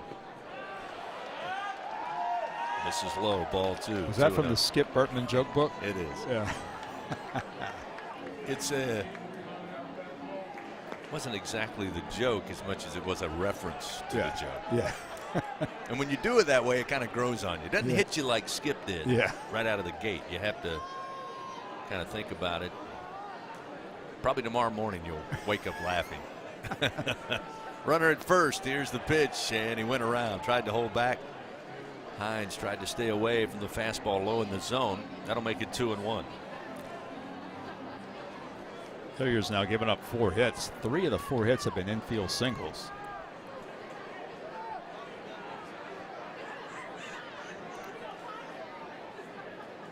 Two-1.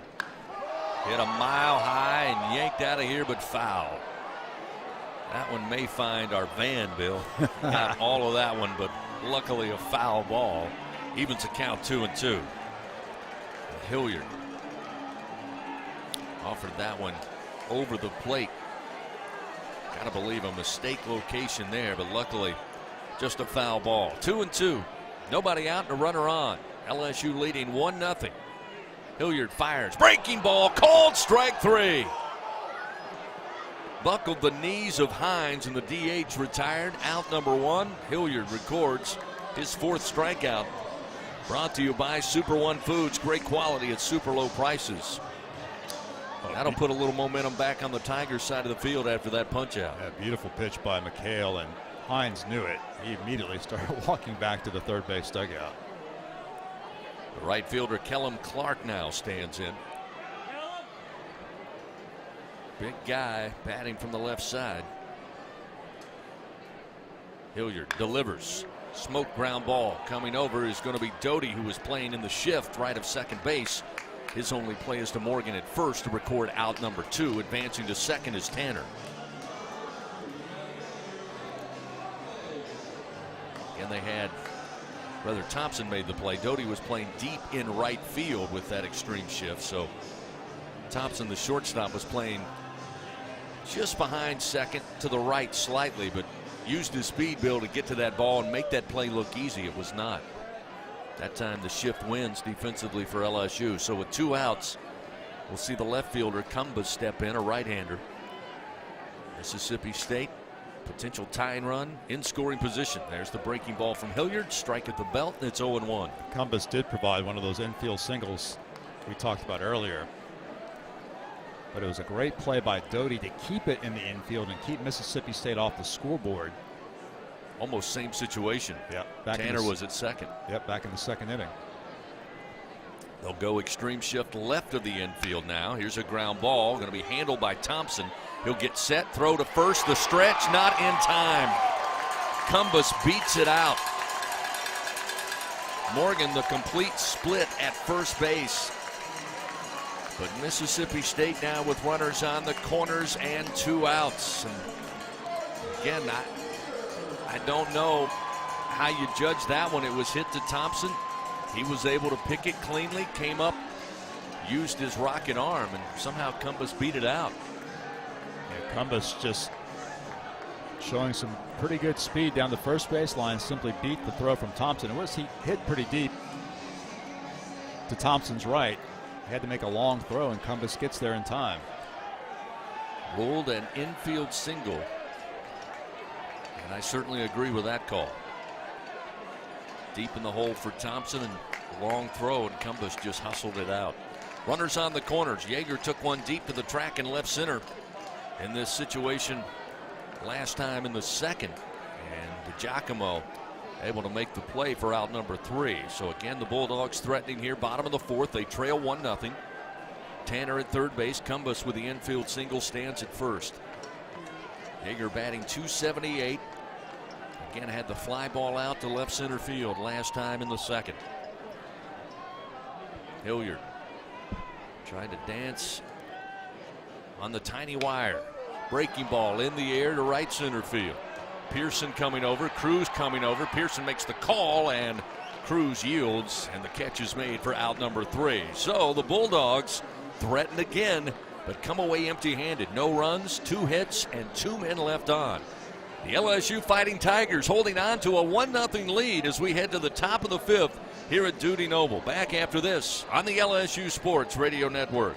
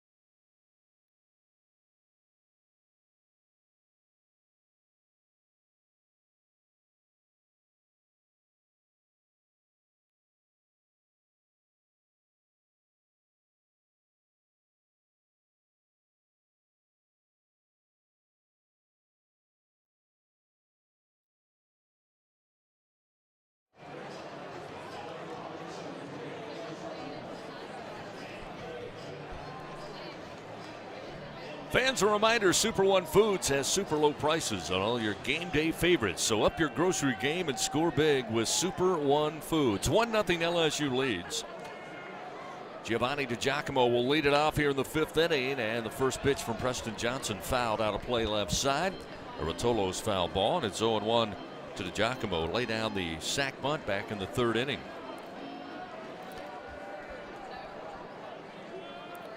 The 0-1 misses low and outside from Johnson. 1 ball, 1 strike. Gio's definitely due for a hit. His last base hit came in Game 3 of the Florida series when he was 1 for 4 with a double. 1-1. Strike on the inside corner. Gio thought it was a little inside and low. Falls behind in the count. 1 ball, 2 strikes. Chilly night here in Starkville. Expecting to warm up slightly tomorrow and then reach 81 for Game 3 on Sunday, the high. Just slowly building up some heat here. This one misses outside. Evens the count. 2 balls, 2 strikes. Pitch from Johnson. Check swing and a foul ball. Slow bouncer down the third base line. And it's still 2-2. Johnson tonight, 4 innings of work. Giving up just 2 hits. 1 run it was earned. 6 strikeouts, but 3 walks. One of those walks, the leadoff to K. Doty.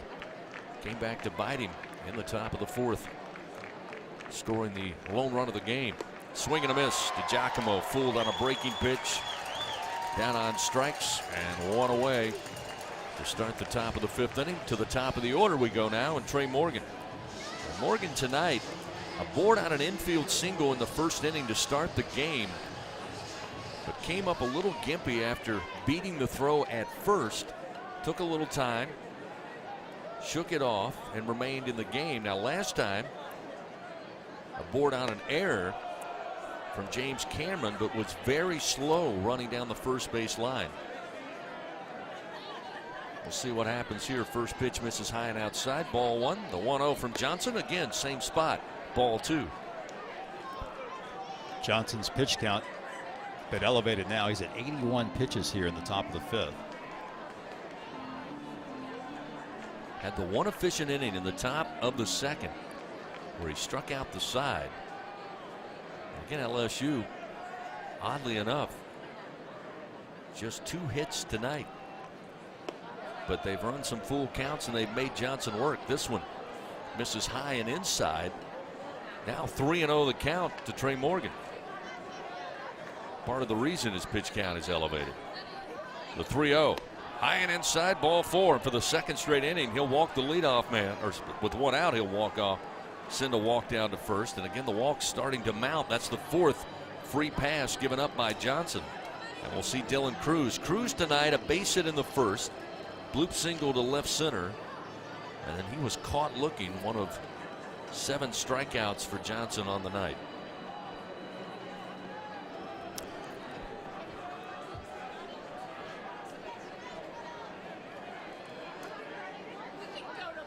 Morgan will take a 3-step lead off first base. Johnson to the plate. Big swing, but a bouncer foul down the third base line off the bat of Dylan Cruz. 0-1. Congratulations to Beth Torina and LSU softball. Big win tonight. Game 1 of a series at Texas A&M. Tigers defeat the Aggies 2-1. Yeah, a little come from behind. They were down 1-0 early, so big win to start that series for LSU softball. 0-1 the count to Cruz. Infield and outfield.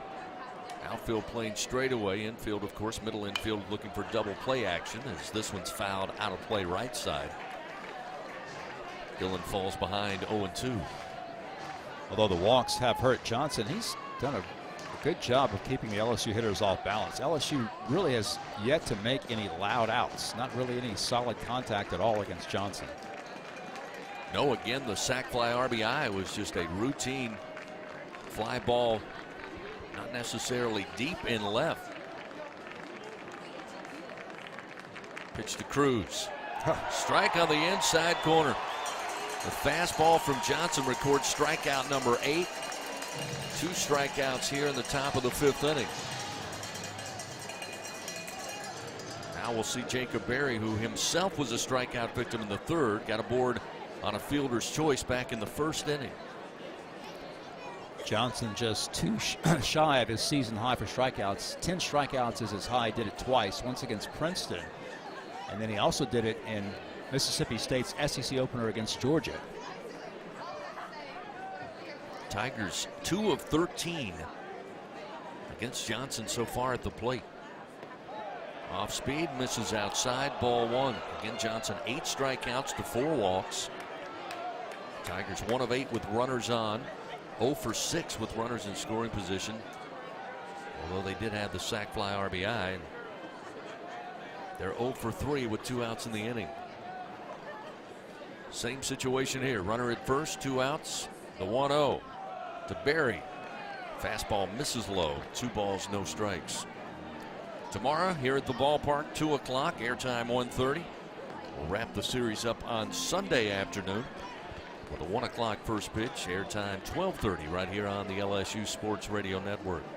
Glad to have you with us tonight. Hope to have you with us for the next 2 days. This one misses low. Now it's 3-0 to Jacob Berry. And this will be pitch number 90 for Preston Johnson.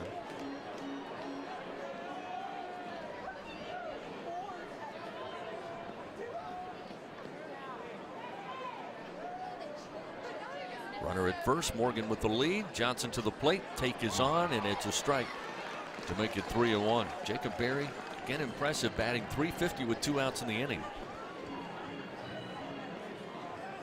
As LSU looking for a 2-out rally here, certainly looking for way more offense on the road, leading 1-0. Middle part of this first affair. The pitch, swung on and missed. Now a full count, 3-2. Again with that off-speed pitch from Johnson. Works his way back from down 3-0, now a full count. Nobody holding Morgan on with 2 outs and a full count. He'll take an extended lead off the bag. He's off and running, and the pitch fouled off on the hands. Back behind home plate. Another Rotolo's foul ball, and it remains 3-2. Trey looks like he's that foot or ankle's feeling a little better. Kind of shakes it out a little bit. It's that right ankle or foot that he injured early in the game. Again, look for him to be off and running. Johnson to the plate. And a little slow bouncer up the line at first. Coming in as Hancock. He'll glove it. Toss to Johnson covering for the 3-1 putout. And that'll end it for LSU. No runs, no hits. 1 man left on. We go to the bottom half of the 5th inning. It's a 1-0 LSU lead. The Bulldogs coming to the plate when we come back here on the LSU Sports Radio Network.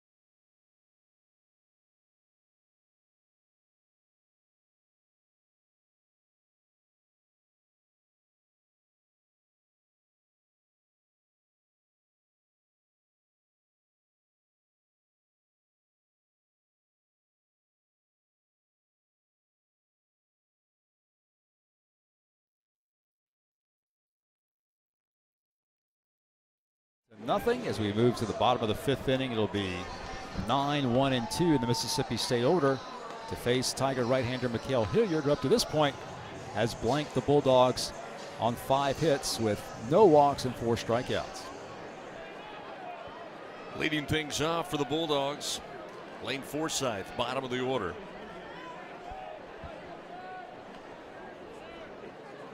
Hilliard ready to work, and the pitch rides in high for ball one. Forsythe tonight grounded out to Jacob Berry back in the third.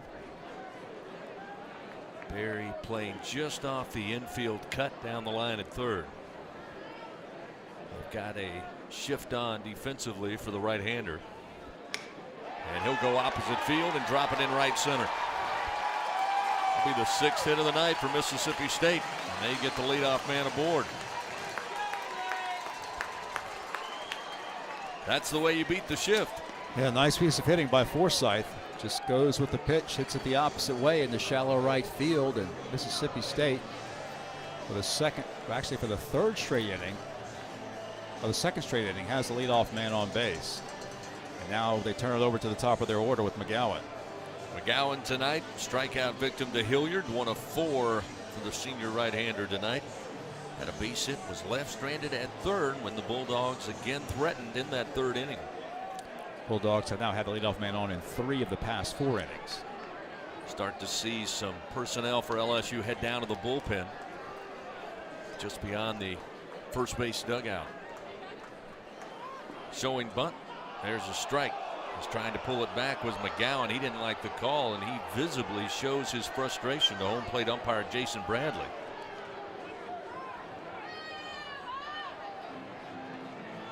Coach Lamonis steps up on the dugout, gives the sign. We'll see if they keep the bunt on for the leadoff hitter. Again, trailing 1-0. Should say top of the order hitter in McGowan.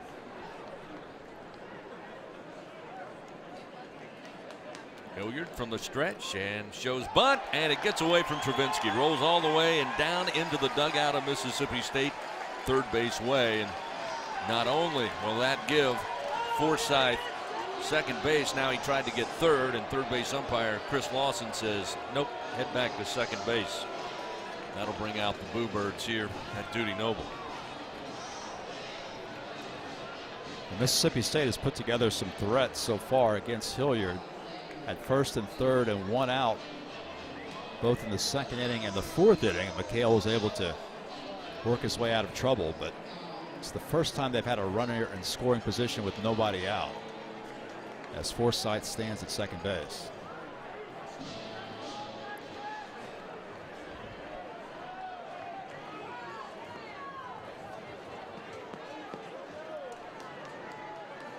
Tigers in a little trouble here. They rule that a wild pitch on Hilliard. The 1-1 again trying to bunt, and he did not pull it back. Missed with the bat, and he falls behind 1-2.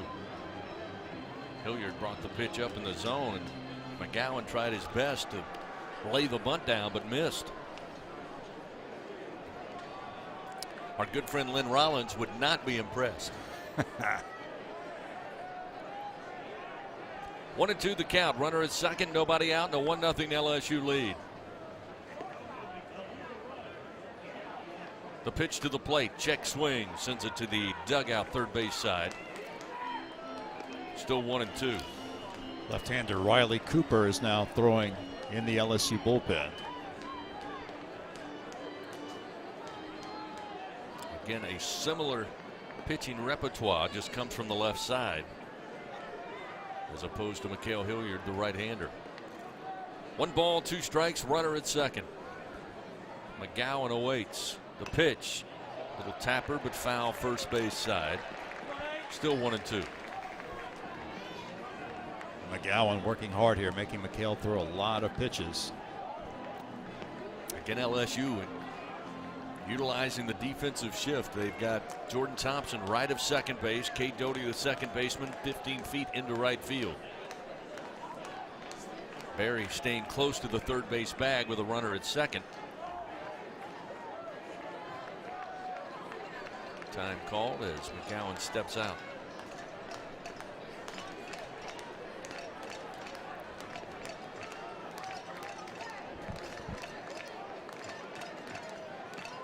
Tigers looking for the first out, and it's an opposite field, but going to be handled by Berry. He'll throw the runner back to second and then go to first with the baseball to record the out. Just able to beat McGowan as he looked back. Forsythe took 1 hop Great job by Barry, who was playing near the third base bag again with the runner at second, to get over there to the baseball. The good thing was his momentum carried him right towards Forsythe at second. He had to stay put. Barry able to get the throw to Morgan in time. You're right. That was a tricky play. It was chopped into the ground by McGowan. Barry had to weigh in on it, looked the runner back to second, and made the throw to first. Time called now as Stravinsky going to trot out to the mound, visit with Hilliard. Just one out, still a runner at second base.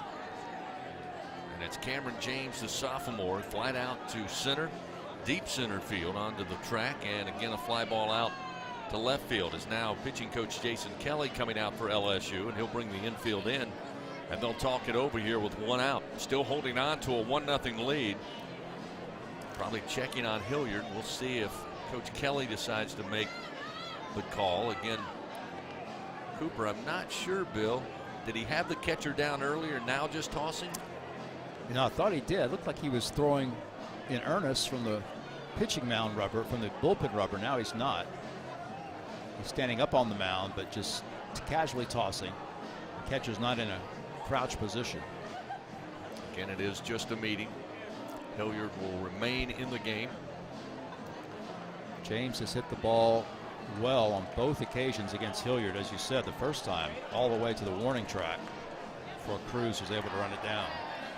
TJ Ribs, the official barbecue restaurant of LSU Athletics, proudly serving the greater Baton Rouge area their famous barbecue since 1986. Remember, TJ Ribs, the reason for ribs. One away, bottom of the fifth inning, LSU leading 1-0. Cameron James, first pitch from Hilliard, breaking ball for a strike. It's 0-1. James again 0 for 2 in the number 2 spot in the lineup.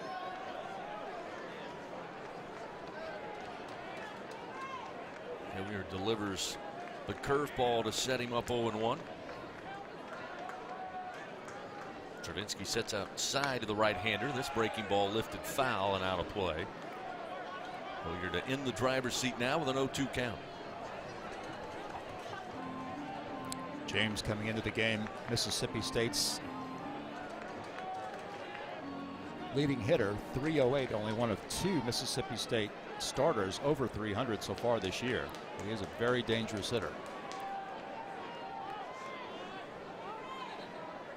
Stravinsky again sets up outside to the right-hander. The breaking ball lifted, line drive, and it gets by Thompson. He went too far to his left. The ball careened back to the right, and he missed it with a glove. Runner safe first and third, one out. Ball was hit very hard by James, but it appeared to be headed right toward Thompson. Looks like Jordan might have misjudged it slightly, moved to his left, and then tried to catch it backhanded, reaching back to his right, and he got past him. So now Mississippi State applies more pressure with one out, runners on the corners. And here comes Luke Hancock batting third in the order. Strikeout victim.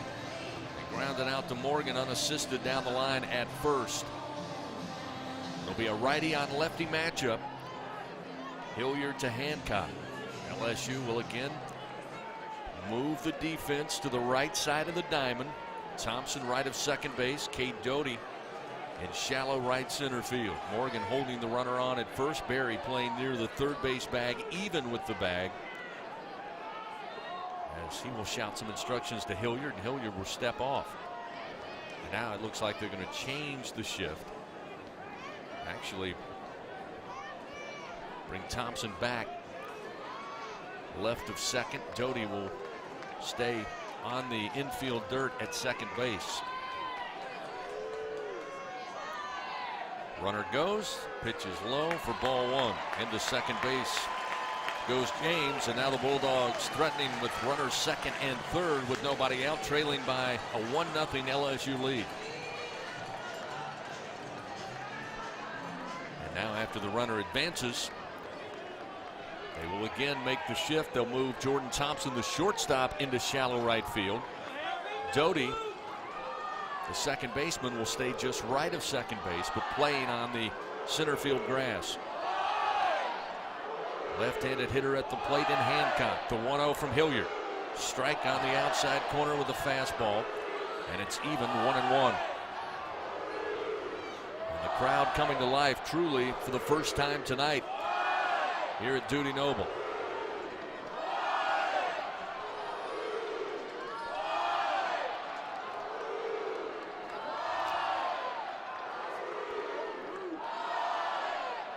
Hilliard from the stretch.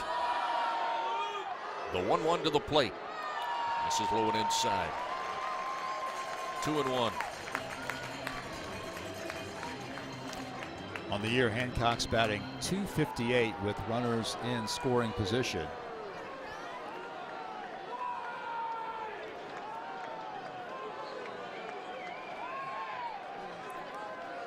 Forsythe at third, James at second base. Critical moment here for LSU and starter Mikhail Hilliard. 2-1 pitch to Hancock. In the dirt, blocked up by Travinsky. It's now 3-1. Big pitch here from Mikhail Hilliard.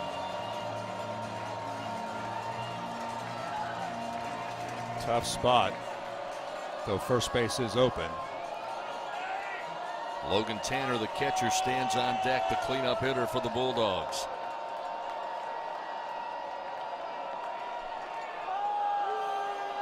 Three and one out, runners second and third. Hilliard to the plate, breaking ball, ground ball, and it is a base hit. He beats the shift, goes opposite field. It will score 2 runs, and Mississippi State takes a 2-1 lead. 3 infielders to the right side of second base, and Hancock, little routine ground ball that just bounces its way into left center field. And again, you got to give credit to Mississippi State. They're hitting and finding the holes.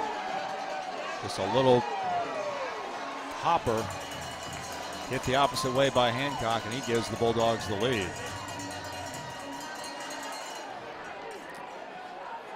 So now just 1 away, runner at first base, and we'll see Tanner, who's 2 for 2 on the night. A couple of singles, 1 in the second, 1 in the fourth. Hilliard to the plate, ground ball this time. Hit to Thompson, the shortstop. The relay from Doty to first is in time for the double play. So after giving up the 2 runs, LSU with the twin killing will end it. But Mississippi State takes their first lead of the night. 2 runs on 3 hits. They leave nobody on. We go down to the top of the 6th inning. 2-1, Mississippi State leads. Tigers coming to the plate. Doty, Jobert, and Thompson when we return on the LSU Sports Radio Network.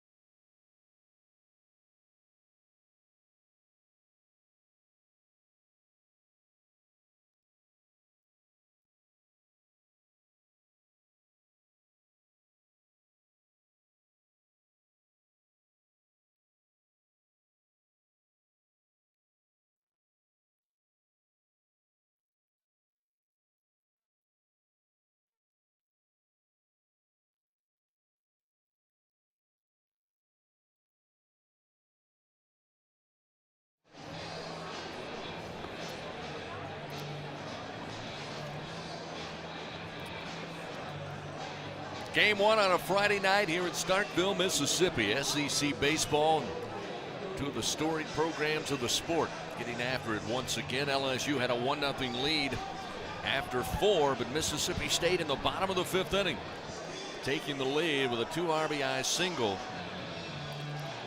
off the bat of Luke Hancock, and they have a 2-1 lead as we head now to the top of the 6th. Leading things off will be Cade Doty. First delivery from Preston Johnson, misses outside, ball 1-0. Cade tonight hit into a double play in the first inning, a walk, and came around to score the lone run for the Tigers on that sac fly RBI from Josh Pearson back in the 4th. 1-0, a called strike to even it up, 1 ball and 1 strike. Mississippi State instituting the defensive shift left side of the infield as Doty slaps this one high into the air. Waiting for it, first baseman Hancock right of the mound will have it, and 1 gone here in the top of the 6th inning. So Preston Johnson has had issues at times with control. He's been very, very effective tonight. 5 1/3 innings now, allowed just 1 run, only 2 hits produced by LSU. Both of those hits came back in the first inning. The first 2 batters of the game, Morgan and Cruz, got base hits, but since then, no hits for LSU. Johnson 4 walks, but 8 strikeouts. Yeah, the leadoff walk in the 4th came back to bite him. That was Cade Doty. 2 hits. Not bad against an LSU offense.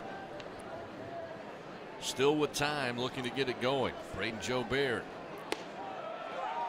Pitch called strike, evens it up 1-1. Joubert tonight, strikeout victim in the 2nd.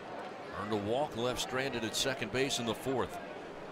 Well, if you're LSU, you're hoping maybe fatigue would become a factor for Johnson at some point. This will be pitch number 99. Swung on and fouled back into the screen. Rotolo's foul ball, and it's 1 ball, 2 strikes. So pitch 100 for Preston Johnson coming up. Bulldogs do have a reliever now warming in their pen. They've got a right-hander throwing right now.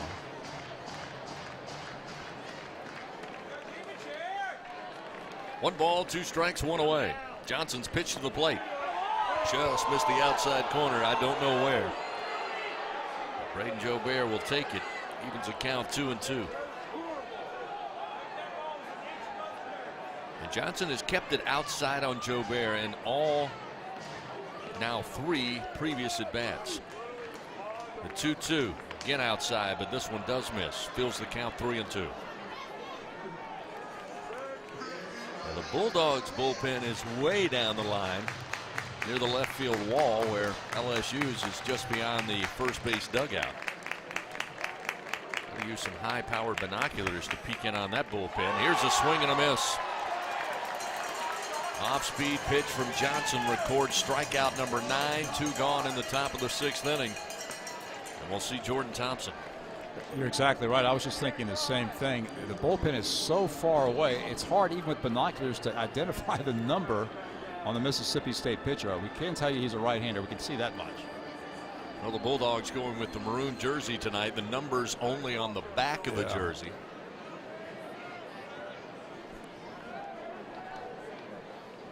First pitch to Thompson, a breaking ball, looks good over the plate, and it's 0-1. Yeah, the bullpen for Mississippi State is out there in Partyville. Well, the reliever now is off of the mound after Johnson recorded the first 2 outs. He's still throwing, but he's not on the mound anymore. The 0-1, swing and a miss, off speed, broke away from the right-hander. Jordan Thompson falls behind 0-2.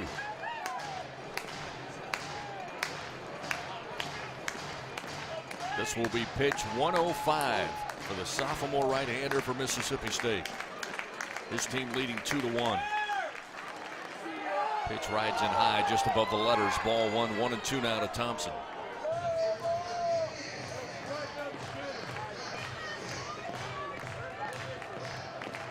Again with the right-hander. They'll have a shift on left of the infield. This one sent up foul into the seats beyond the first base dugout. Ooh, takes a bounce on the concrete and then skipped right into a fan who appears to be all right, laughing it off. But that one might leave a mark. 2 outs. Back to a 1-2 count to Thompson. Johnson with the pitch. Swing and a miss. Fastball at 92 with his 106th pitch of the night. And the Tigers go quietly. No runs, no hits. Nobody touches base. 2-1 Mississippi State leads. Bulldogs to the plate when we come back on the LSU Sports Radio Network.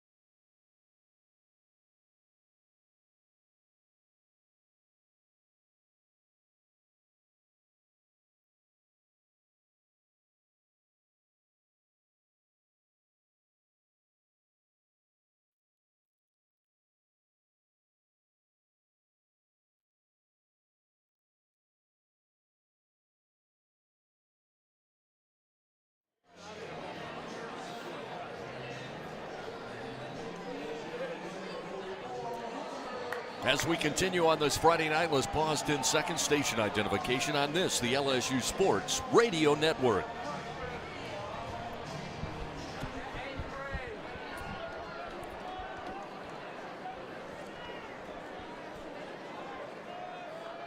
Bottom of the 6th inning, Mississippi State leading 2-1. Hunter Hines to lead it off for the Bulldogs. Hilliard back out there to start his 6th inning of work. Breaking ball.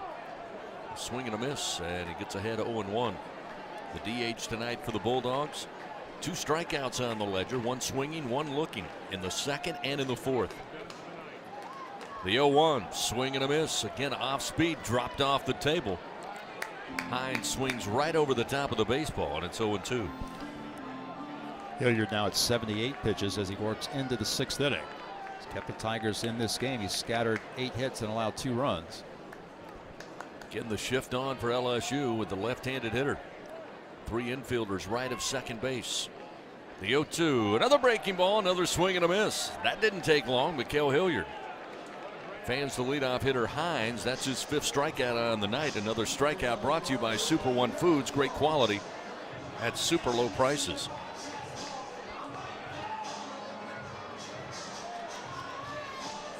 So with Hines retired, we'll see Kellum Clark, the right fielder. Clark tonight, 2 groundouts to the second baseman, Kate Doty. Again in the 2nd and 4th frame. Hitting .277 on the year. Hilliard fires and a swing and a miss. It's 0-1. Tigers with their bullpen active. Now looks like Trent Vittmeyer, the right-hander, he's down in the bullpen, standing on the mound.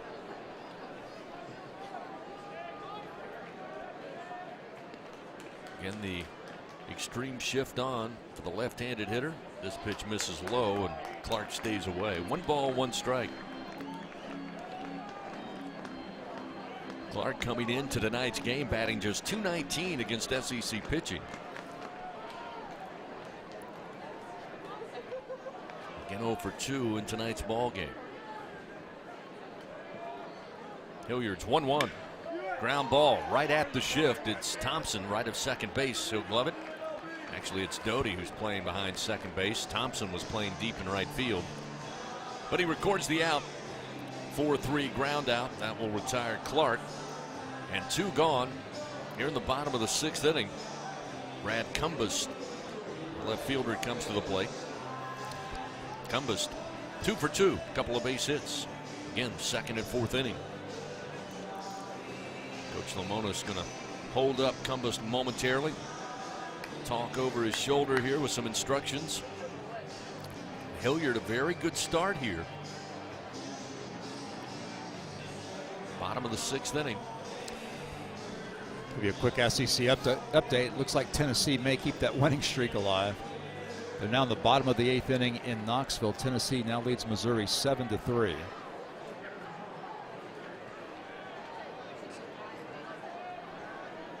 Kumba stands in. The right-hander awaits. The pitch from Hilliard. Off speed, misses outside. It's 1 ball, no strikes. Now with the right-hander in, LSU moves 3 infielders to the left side of the infield. Barry playing straight on the line at third. Thompson at short. Jody left of second base. The 1-0. Ground ball. Who's going to take it? Barry cuts it off on the grounder and throws to first in time for out number 3. Quick work made of Mississippi State by Hilliard and the defense. In LSU trailing by a run 2-1. Bulldogs go quietly in the bottom of the 6th inning. We head to the 7th here in Starkville. 2-1 Mississippi State leads. Tigers will have Pearson, Travinsky, and DiGiacomo. 7, 8, and 9 due up when we come back on the LSU Sports Radio Network.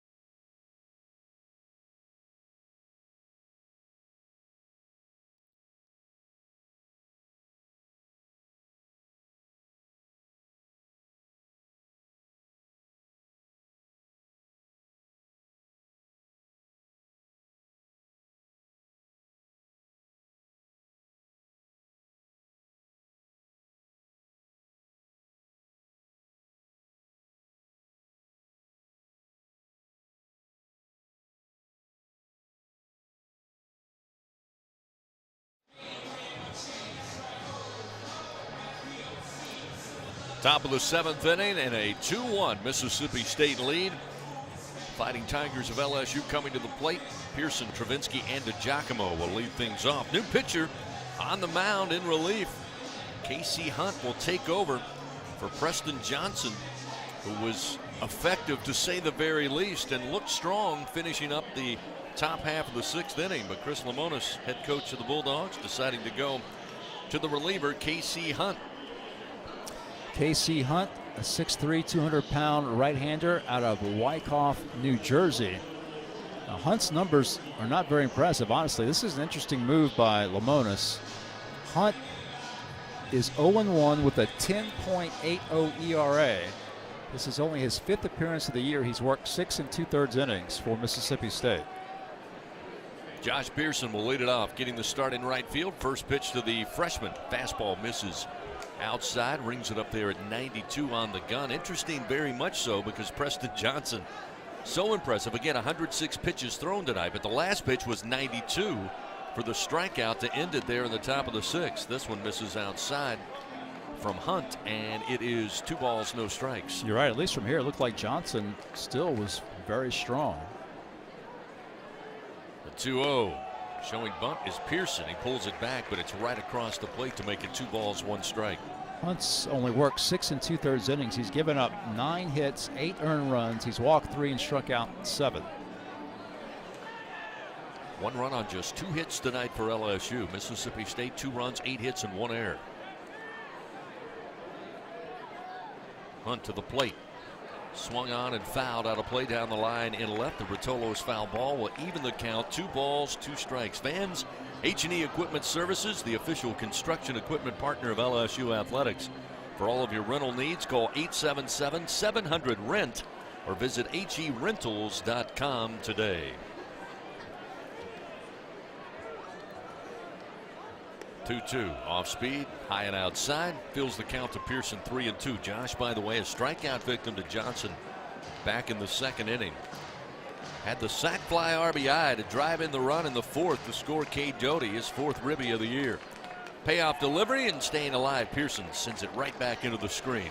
Still 3-2. Hunt has made only one SEC appearance this season. He did it last weekend at Arkansas. I worked an inning and 2/3, gave up 1 run on 1 hit, no walks, did have 2 strikeouts. You have to believe that both Coach Lemonis, Coach Johnson in this game 1 trying to preserve their arms in the bullpen for the weekend. Again, Mississippi State blinking first tonight with the replacement of Johnson for Hunt, and he gives up the walk with a pitch low and inside to Pearson. So another leadoff walk for this Mississippi State staff. Last time it came back to bite them with the sac fly RBI. So Pearson down at second. We'll see Hayden Travinski. Hayden tonight 0 for 1. He got aboard on a walk in the third. Strikeout victim to Johnson in that fourth inning. Again, up and down was Johnson with the control, but very effective. Again, LSU only able to scratch 2 hits off of Johnson through 6 innings of work. 1 run it was earned, 4 walks, 10 strikeouts. There's a strike from Hunt, and it's 0-1 to Travinski. Both of those hits came from the first 2 batters of the game for LSU. The Tigers have not had a hit since Morgan and Cruz led off the game with consecutive singles. The 0-1 to Travinski. He couldn't fully go around. They appeal. They say he did not. And home plate umpire says it was a little high. That'll make it 1-1. What do you know? Doesn't please the fans here from Mississippi State. May have got a break there, to be honest. The 1-1. Outside corner called strike. Maybe a payback call there. It's now 1-2 to Travinski. Again, I thought it was a payback call. Seems like a Bulldog fan agrees. That's a first. Runner at first and a 1-2 count. The pitch to Travinski. Misses low. Evens it up now. 2 balls, 2 strikes. DiGiacomo stands on deck. And the Tigers have had their opportunities tonight. Only able to scratch 1 run in. The pitch, that's right down the middle, called strike 3. Travinski down on strike, so after giving up the leadoff walk, Hunt comes back with a strikeout, his first in relief. And we'll see Giovanni DiGiacomo had the sac bunt in the third and a strikeout victim to Johnson in the 5th. Beautiful pitch that time by Hunt. Looked like a hard slider at 84 miles per hour. Just froze Travinski at the plate. Pearson again will take his lead off of first base. Giacomo wide stance at the plate. First delivery delivered low from Casey Hunt, and it's 1-0.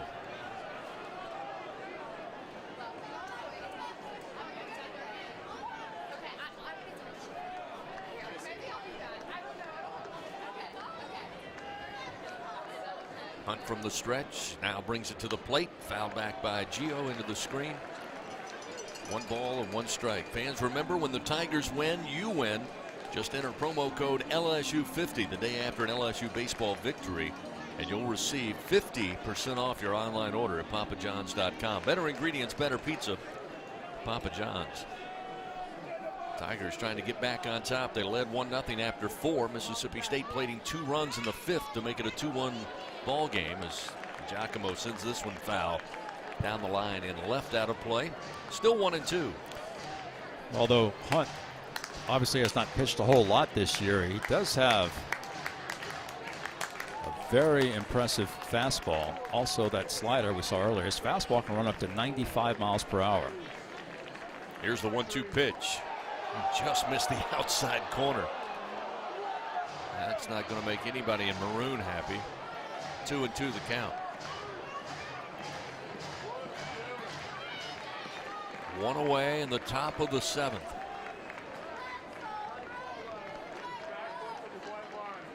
Two off speed, called strike on the outside corner. And now back-to-back punch-outs for Hunt. 2 gone, top of the 7th, top of the order. Trey Morgan to the plate. It's evident why Lamonis inserted Casey on into the game. You can tell he has very good stuff. That's 2 straight call strike threes on that slider. Again, his numbers very surprising based on what we're seeing with our own eyes here tonight so far. Pearson again with the leadoff walk. Takes a lead off of first. Pitch to Trey Morgan. Low and inside. Snap throw down to first. They threw it away. Tanner throws it into right field. Knocked down by Yeager, but it got away from him, and into second base will be Pearson. Interesting decision by Tanner. The left-handed hitting Trey Morgan is at the plate, Bill. Tanner has to slide over, block up the ball, and then steps behind Morgan, throws sidearm to first, and it was nowhere close to Hancock. Just threw it away. And LSU maybe can take advantage of it here with a runner in scoring position now on a true miscue. Throwing error assessed to Logan Tanner. That's the second of the ball game for Mississippi State. LSU needs to come through in a big way. Tigers have really struggled tonight with runners in scoring position. LSU 0 for 6 with runners in scoring position so far this evening. Second baseman Yeager playing on the left, or rather right center field grass, the second baseman. To the left-handed hitter Morgan. Hunt delivers a pitch, and it's a strike, 1-1. Morgan tonight 1 for 2, back atop the order for Coach Jay Johnson. A base hit in the first, again one of just 2 hits tonight. A board on a throwing error in the third, and earned a walk. Big swing and a miss, and he falls behind 1-2 on a 92-mile-an-hour heater from Casey Hunt.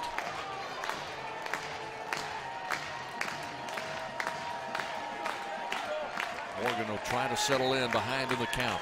Pearson with a lead-off second, potentially the tying run of the game. Hunt to the plate.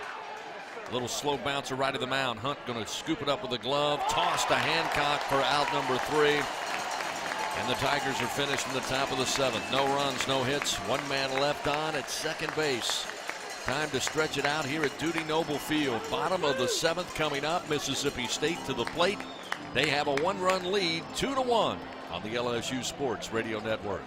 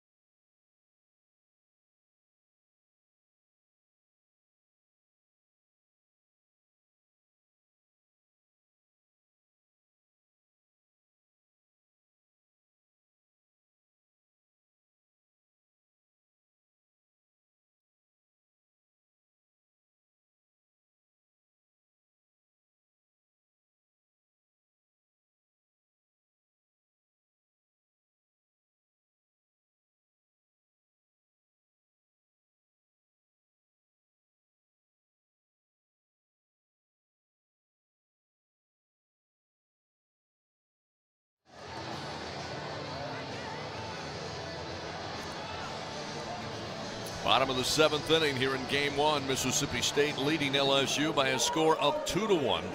Tigers 1 run on 2 hits. Mississippi State 2 runs, 8 hits, and 2 errors in the field. Bulldogs to the plate. It'll be R.J. Yeager batting in the 8th spot, the second baseman. 2 flyouts tonight, 1 to left, 1 to right. Right-hander in. LSU with the defensive shift to the left side of the infield. Hilliard begins the inning. Ground ball just inside the third base line. It is fair. Into the corner. Around first is Yeager. The throw to second not in time. It's off the mark, and a leadoff double for the Bulldogs second baseman. 9th hit of the night. Again, against the shift down the line at third. Jay Johnson coming out of the dugout. I believe he wants a review of whether it was foul or fair down the third base line. They looked inside the bag again in real time.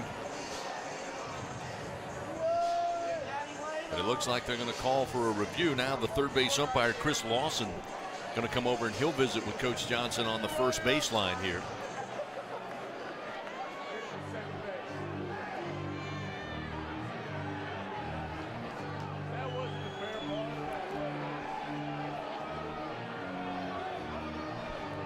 Again, Barry was positioned near the bag, but it got down the line quickly, and Barry could not get a glove on it. And after a conversation, I believe they decide to not go under review. Coach Johnson will head back to the dugout, and Yeager will remain at second base with a leadoff double. So, 9th hit of the night for Mississippi State. Again, pitch count starting to get up there for Mikhail Hilliard, who begins work here in the 7th inning. We'll see Forsythe come to the plate, batting 9th in the order. Ground out to Barry in the 3rd, had a base hit, came around to score in that 5th inning. Tigers looking for Forsythe to try to lay one down. Barry playing on the infield grass, third base side. Showing bunt, brings it back. It's a strike from Hilliard to make it 0-1.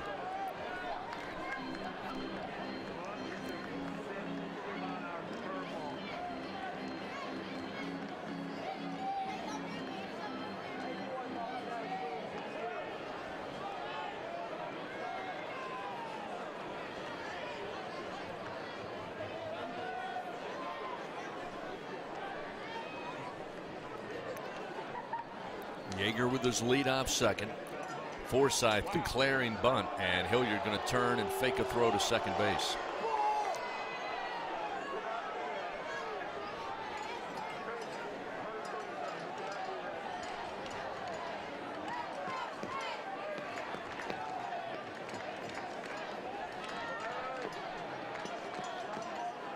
Pitch to the plate. The bunt is foul to the on-deck circle. Barehanded grab by Drew McGowan. It's 0-2 now, the count. See if the bunt stays on with 2 strikes. Forsythe looking down to his third base coach.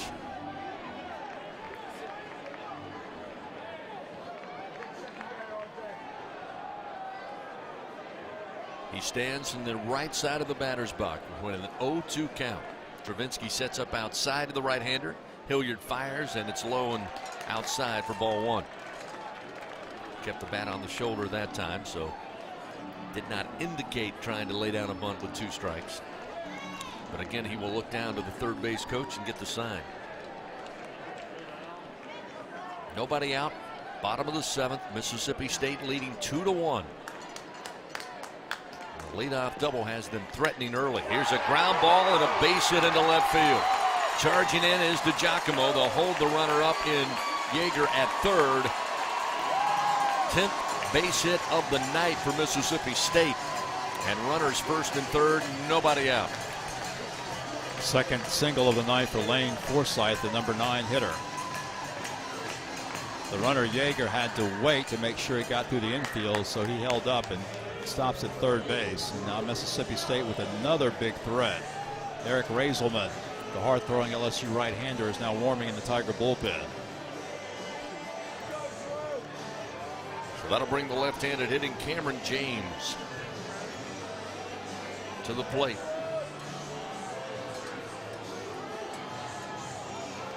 An additional run just 90 feet away at third base in Yeager.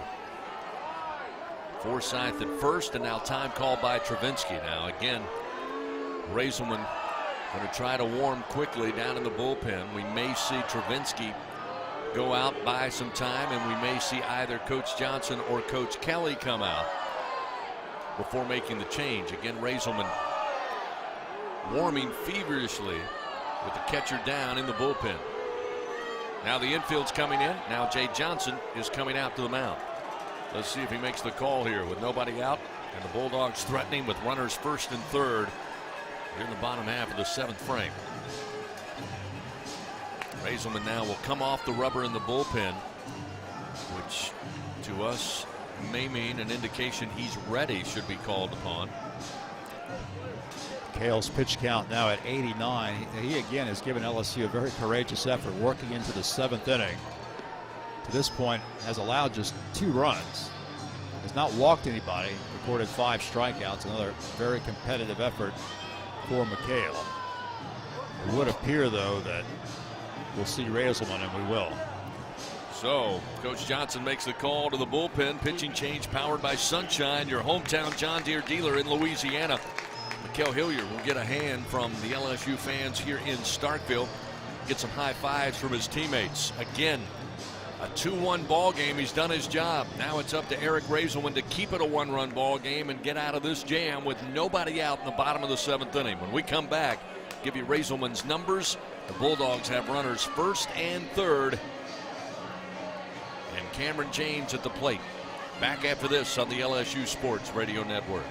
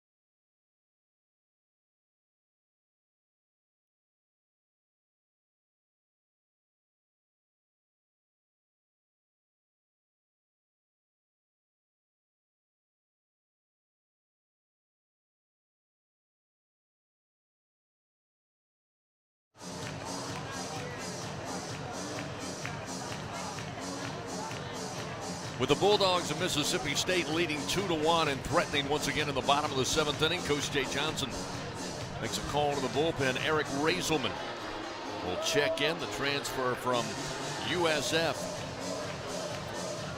Coming in relief of Mikael Hilliard. Bulldogs runners first and third, no outs here in the bottom of the 7th inning. And Cameron James will be the batter Raiselman will face first. Eric Raiselman on the year, 1-1 with a 1.53 ERA, his 14th appearance of the year, which is a team high on the LSU staff. He's worked 17 2/3 innings, allowing 3 earned runs on 12 hits. He has walked 7 and struck out 30. Opponents are batting just 179 against Raiselman. A big-time jam here, though. First and third and nobody out. LSU trailing Mississippi State 2-1 in the bottom of the 7th inning.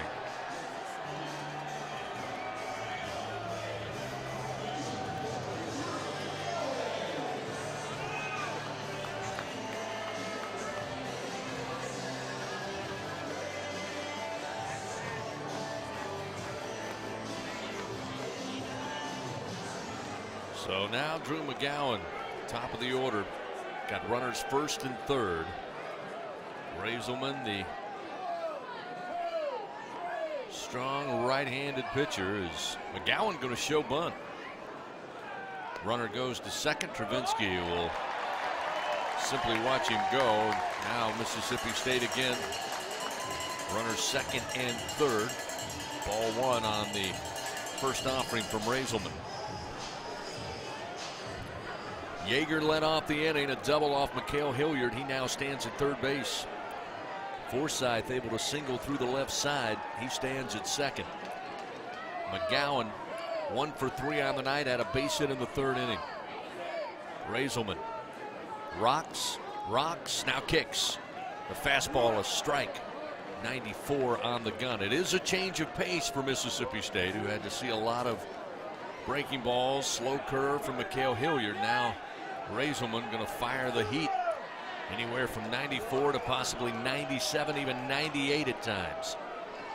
We'll see what he has in him tonight with a very cool 45 degrees here in Starkville. Time called as McGowan going to step out. Mississippi State tonight 5 for 10 with runners in scoring position. They've been very efficient. Infield not on the shift here with McGowan. They'll play straight up. The 1-1 fouled and sent back into the screen behind the plate. And Raiselman gets ahead 1-2. That one 95 on the radar gun. Again, Barry at third, Thompson at short. He and Doty switch back. Cade at second base tonight. Trey Morgan at first. Giovanni DiGiacomo in for Dugas tonight in left. Dylan Cruz in center, and Josh Pearson, second straight start for the freshman. He's in right field for the Tigers. Infield playing in now. Here's the 1-2. Fastball misses from Raiselman. 2 balls, 2 strikes. So at first it looked like they were willing to possibly give up a run for an out with nobody out in the bottom of the 7th. But now, after Raiselman got ahead in the count, the infield just beyond the grass, across the diamond. 2-2 the count to McGowan. Raiselman to the plate he comes. Fastball misses low at 94. That's going to fill it up. Again, you got first base open, but Bill, you're looking for outs here. Yeah, absolutely. And Cameron James on deck. He's been, to me, the most impressive hitter of the night for Mississippi State thus far. McGowan from the left side, wide stance from line to line in the batter's box. Again, the infield playing in. Runners second and third, nobody out. Raiselman, the payoff pitch, swing and a miss. Down on strikes goes McGowan for the second time tonight. And Raiselman with a big strikeout to record the first out of the inning. Brought to you by Super One Foods, great quality at super low prices. And that was just a sheer challenge by Raiselman, about belt high, right at him. And McGowan couldn't get around on it, and it'll bring Cameron James to the plate now. Again, runners second and third, still not out of the woods. 2 more outs to find here to keep it a 2-1 Mississippi State lead. Raiselman now righty on righty matchup. James 1 for 3 tonight. Fastball misses low. 1-0. Tiger infield still playing in. Hoping to cut off a run at home plate.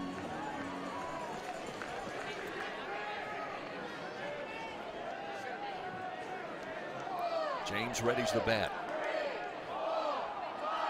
Mississippi State crowd counting the rocks for Raiselman on the mound. The 1-0. There's a strike. Outside corner. Heater at 94. 1 ball, 1 strike.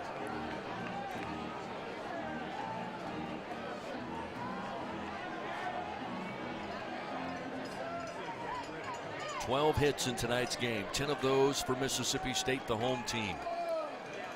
Tigers with 2 hits in the top of the first inning. They scored their run on a sac fly RBI in the 4th.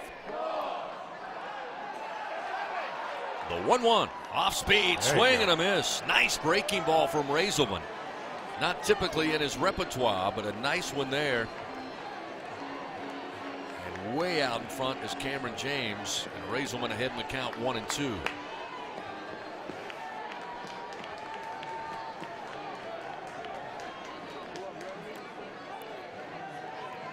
Yeager at third, Forsythe at second. Raiselman's 1-2 pitch. Again, breaking ball, but it misses outside. Not enough break. Didn't fool James that time. Evens a count 2-2.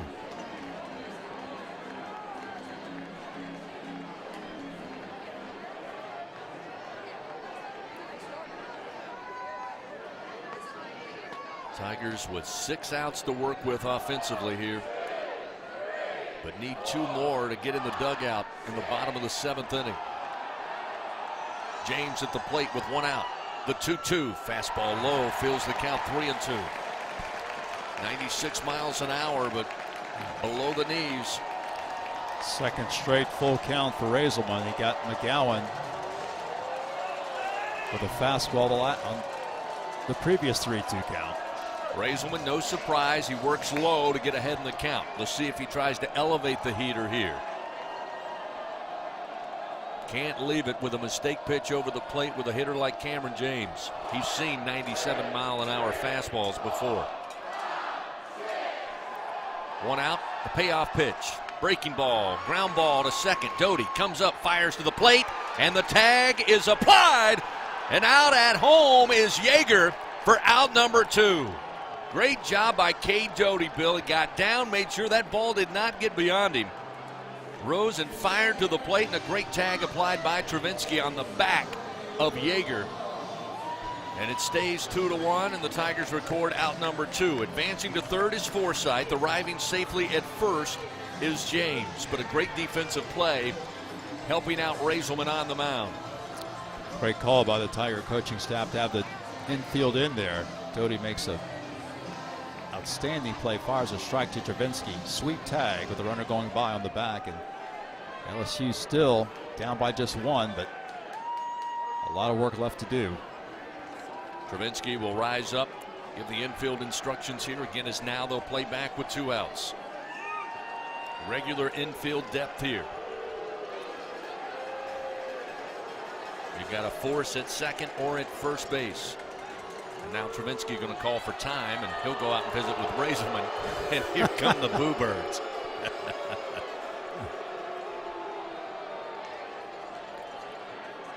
Tigers do have a reliever in the pen. Trent Vittmar's down there again throwing, but this is just a timeout to talk a little strategy.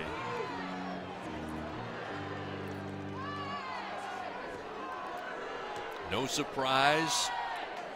2 storied programs, 2 old rivals going at it tonight.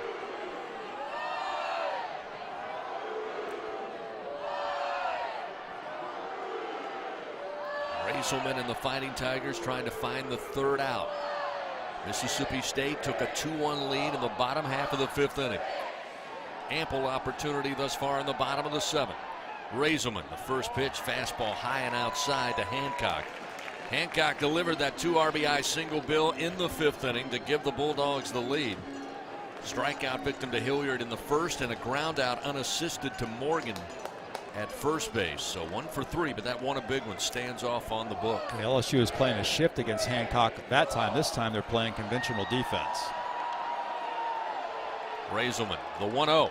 Fastball for a strike. Now again, keeping it low in the zone. That time off the outer half. 1-1. Again, look for Mississippi State at some point to put James in motion here. That's been the MO of Coach Lamonis tonight, with runners 1st and 3rd. 1 ball, 1 strike, 2 outs. Runner goes, the pitch, and they throw it back to Raiselman. The pitch missed outside. They tried to fool Forsythe to get him to run down the line. He didn't bite. And it's now 2-1 the count to Luke Hancock. Runners now 2nd and 3rd.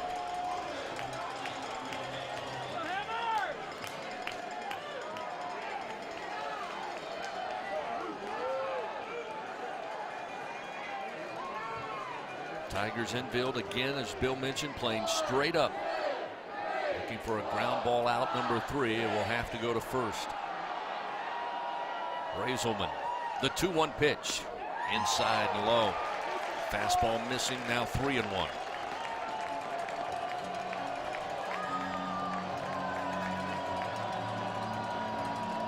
Logan Tanner, should Hancock arrive safely, stands on deck. Tanner tonight 2 for 3. I think if you're Raiselman, Bill, you want to get the out here. And they're going to go ahead and put Hancock on. Oh, okay. The 3-1 hitters count. Jay Johnson feels like that's too much of an advantage for Hancock, and they'll go ahead and load the bases. And face the right-handed hitting Logan Tanner. Tanner started off the game with a single in the second, a single in the fourth, left stranded on both occasions at third base. He hit into a double play last time in the fifth. Now Jay Johnson calls for time.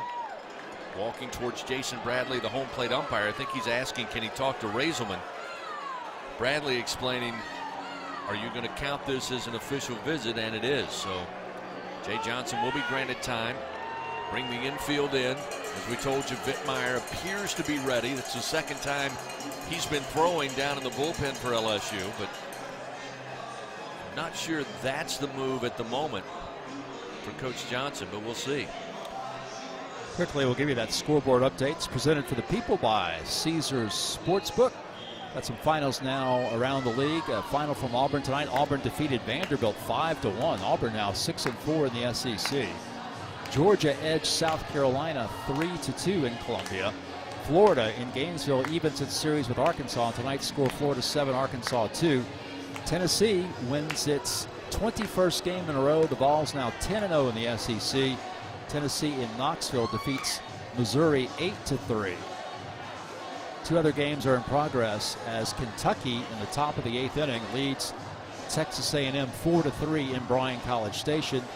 And in Oxford, top of the 9th inning, Alabama with a 7-2 lead over Ole Miss. So it was a meeting on the mound. Coach Johnson back in the first base dugout. Bases are loaded here. 2-1 Mississippi State leads. Logan Tanner now at the plate. Again, 2 for 3 on the night. First time facing Raiselman in the first pitch. Missing high. Fastball didn't miss by much, but maybe just above the letters of the uniform. It's 1-0. Forsythe at third. He led off with a double to start the bottom of the 7th. James at second. Hancock on the intentional walk at first. Here's one fouled back into the screen. That time a 92-mile-an-hour fastball. Big swing by Tanner, but it's a foul ball. 1-1.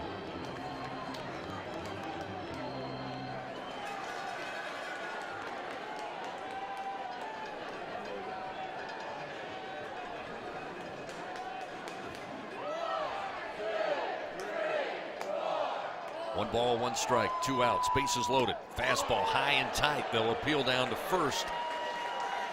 Clint Fagan says no, he did not go around. Again, it looked like Tanner was just trying to spin out of the way. The bat nor the wrist came and broke the plane. 2-1. So Raiselman able to get Tanner to back up off the plate here. May have been by design.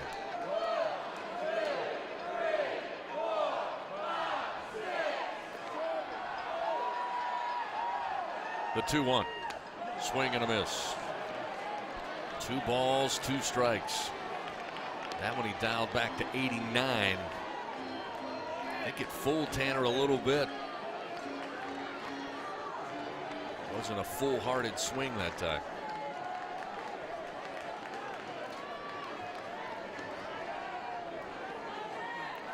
State leading 2-1. They've got the bases loaded here in the bottom of the 7th.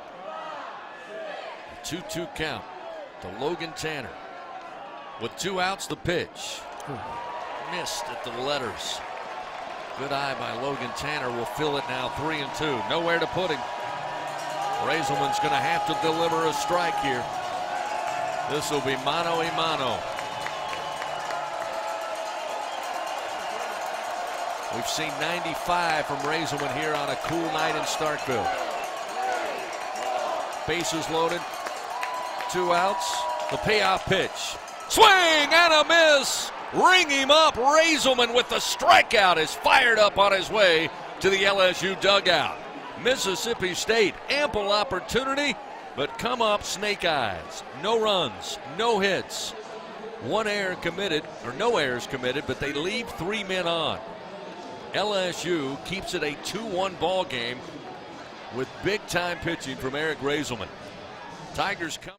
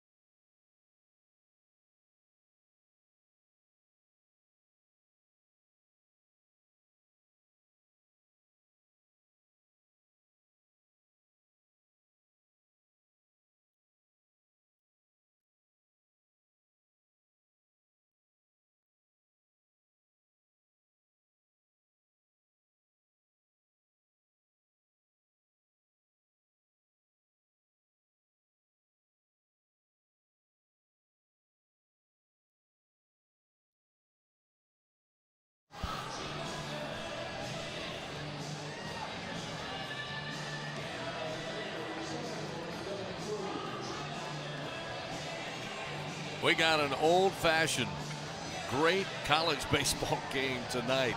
2-1 Mississippi State and LSU. The Bulldogs frustrated they've got just 2 runs on 10 hits tonight and 2 errors. LSU frustrated they've got 1 run and only 2 hits. And the last hit off a Bulldog pitcher came with the second batter of the game. Those 2 hits coming in the top of the first for LSU. Casey Hunt will continue in relief.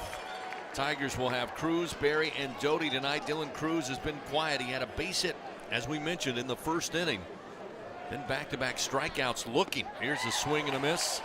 And he falls behind quickly. 0-2.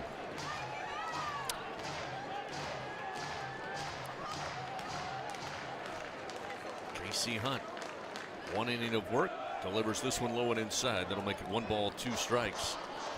Effective. Did give up the walk to start things, but then 2 strikeouts. Able to be very effective and impressive there in the 7th inning. Cruz lifts one to center field. Giving chase back at the wall and at the track. Making the play on the run is McGowan. And there's 1 gone. It's probably the best contact an LSU hitter has made all night. Ball was hit on a line, but directly to McGowan in deep center field. No question. Hardest hit baseball tonight. His base hit was a flare into left center back in the first, and Trey Morgan able to run out a infield single in the first inning. Jacob Berry 0 for 3 tonight, including a strikeout. First pitch from Hunt. Inside corner at the knees, and it's 0-1.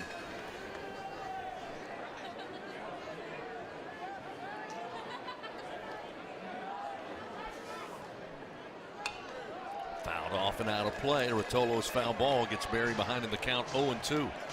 Fans, visit your local Kubota dealer. See why Kubota, the #1 rated reliability under 100 horsepower tractor in the US of A. Visit LSUKubotaDealers.com for your nearest Kubota dealer and test drive a Kubota. Here's a ground ball opposite field, and he beats the shift. Nobody at home down the line at third. It will bounce its way easily into left field. And Berry with his first hit of the night, 3rd hit of the night for the Tigers. So a 1-out single shows a little pulse offensively for the Fighting Tigers. Berry going the opposite way. No one playing third base as Mississippi State was shifted over against the left-handed hitting Berry. Gives the Tigers their first hit since Cruz, the second batter of the game for the Tigers, singled in the first inning. What do you guess tonight, Bill? That both teams have utilized the shift 80% of the time? Absolutely. 85%? Absolutely. First delivery to the plate to Doty. Called strike, and it's 0-1. They use the shift again against Doty, the right-hander. Now they'll move everybody, 3 that is, infielders left side of second base.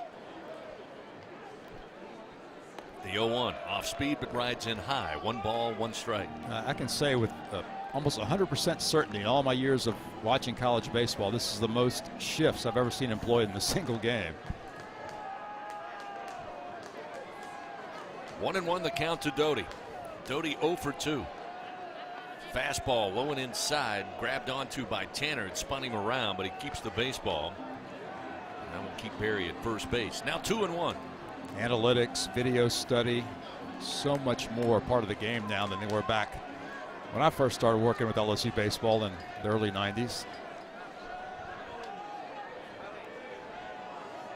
2-1 to Doty. Hit in the air to right field. Kellum Clark trailing back on the track. Looks like he has room. He does. Berry will retreat back to first base, and he records out number 2 on the fly ball out to right.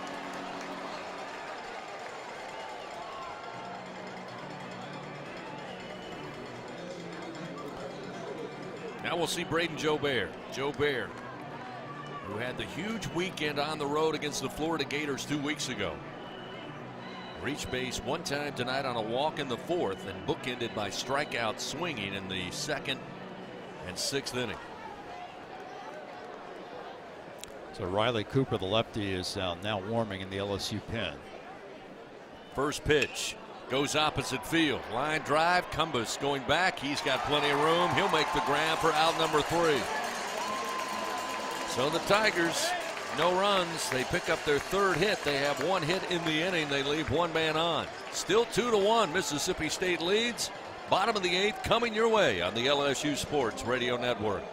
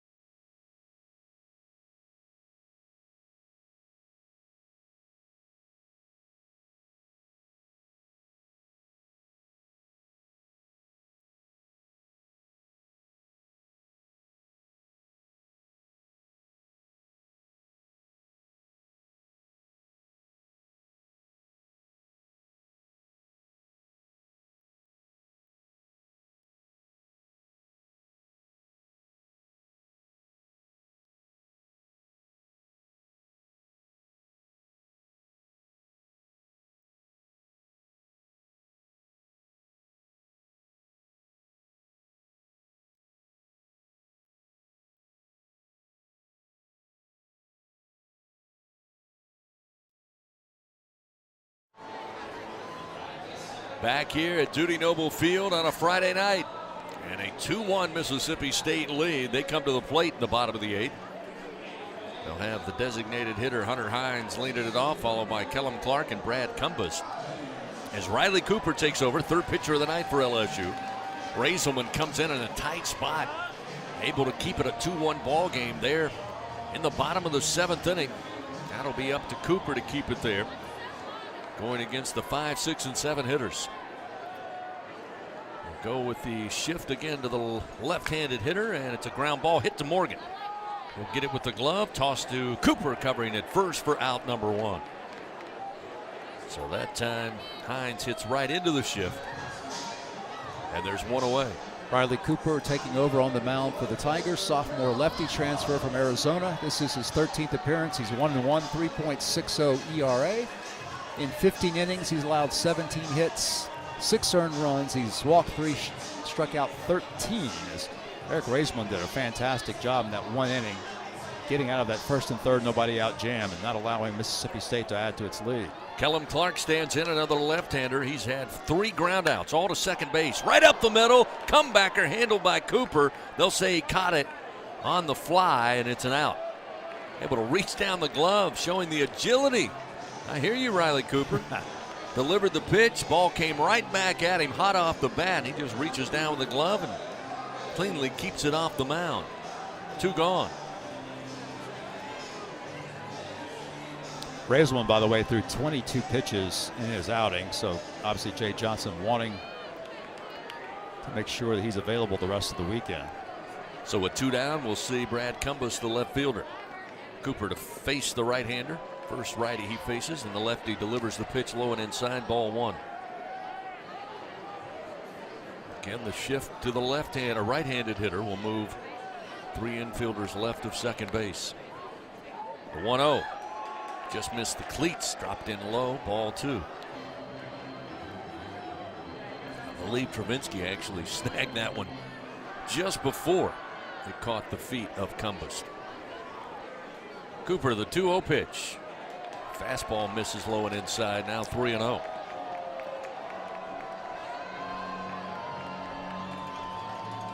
LSU, should they find this third out, will have Thompson, Pearson, and Travinsky due up. 3-0 pitch down the middle. Take is on. A called strike. 3-1.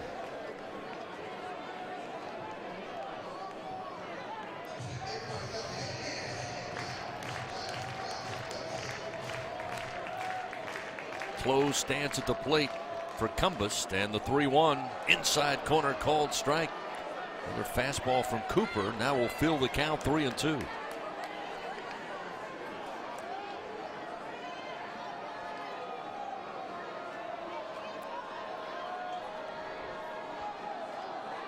Cumbus 2 for 3 tonight. Here's a ground ball. Handled by Berry from third. Throw to first in time for out number 3. Quick work made of the Bulldogs here in the bottom of the 8th inning. Nicely done by Riley Cooper and the LSU defense. They come to the plate trailing 2-1.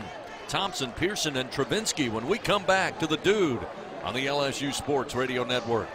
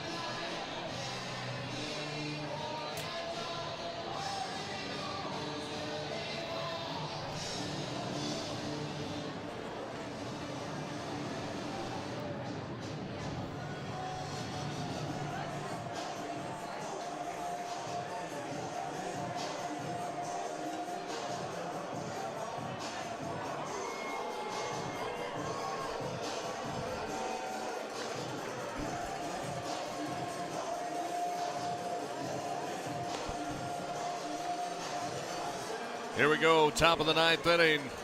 Starkville, Mississippi. Friday night's game 1. It's 2-1 Mississippi State with the lead. Tigers with their last chance here tonight. Trailing by a run. Thompson, Pearson, and Travinski due up. Mississippi State. Coach Lamonis going to their closer, Jackson Fristow. 3-2 on the year with 1 save. 22 innings of work so far. He's given up 24 hits, 13 runs, all 13 earned.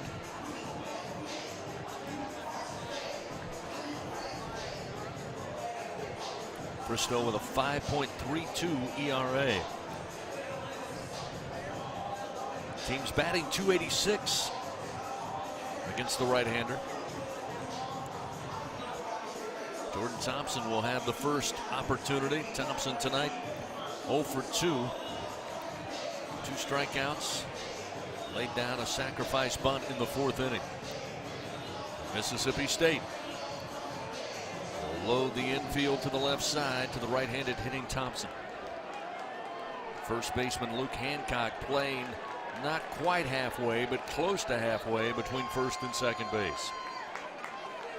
Fristow, the first pitch, over for a strike. Fastball at 92, and it's 0-1. Thompson wanted to get a look at him. He's got it now.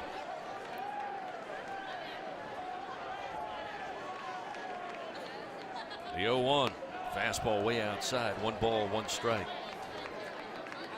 Coming up, following the action on the field, we'll have the Fighting Tiger 10th inning show. Hope you'll stay tuned for that. The 1-1. Hit in the air down the line in left, but this one is going to hook foul. Just inside the corner down the line in left field. Good poke off the bat of Thompson. Still keeps the count 1-2. Tiger fans, you can show off your team spirit at the game or even while you're at home. Just visit Cox.com/Tigers. Take a selfie with your favorite Tiger. Cox, we're LSU fans 24/7.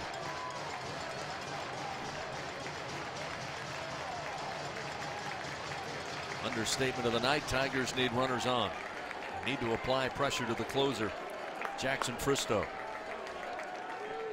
The 1-2 on its way. The fastball called strike 3 on the inside corner.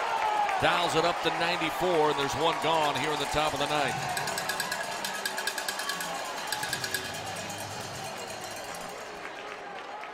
'30th strikeout of the year for the Mississippi State closer. That'll bring up Josh Pearson.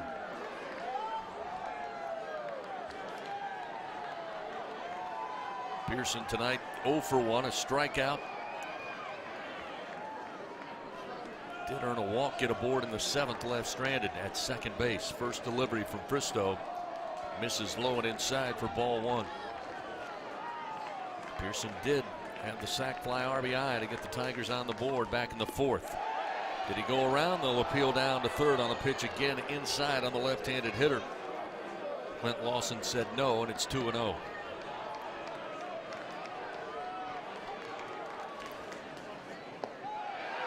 There's a strike across the plate. 2 balls and 1 strike. Travinski on deck for LSU, trailing 2-1.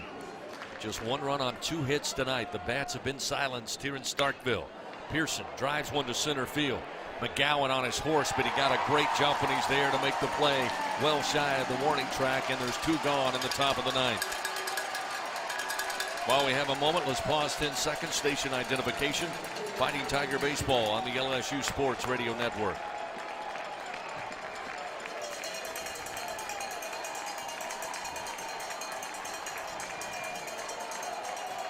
Back inside the Caesar Sportsbook broadcast booth, along with our producer Hunter McCann, Bill Franquez, Chris Blair. Tigers down to their final out. Hayden Travinski at the plate in the first pitch. Off speed at the knees, a called strike. 0-1 from Fristow. Travinski tonight 0 for 2 in the 8 spot. This pitch skips off the plate, goes over the head of Logan Tanner, the catcher, for ball 1. 1 ball, 1 strike. That time Fristow trying to let loose, miss with the location badly. 1-1. The pitch, Travinski fouls it back into the screen and falls behind. 1 ball, 2 strikes, and it's going to get loud here at Dudy Noble. Travinski a walk, got aboard in the 3rd. Strikeout victim swinging in the 4th and was caught looking in the 7th inning, his last at bat. 2 outs, top of the 9th, 2-1 Mississippi State leads. 1 ball, 2 strikes. Pitch to Travinski. Missed high. Ooh. Give Travinski a good eye there. 2-2. Again, Mississippi State. Defensive shift to the left side of the infield. With 2 outs, the 2-2. Missed outside, feels the count now to Hayden.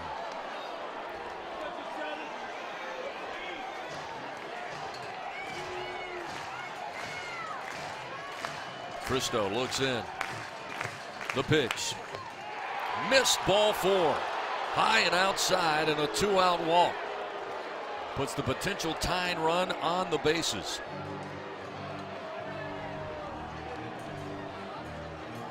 Josh Stevenson now will pick up a bat and will pinch hit for Giovanni DiGiacomo.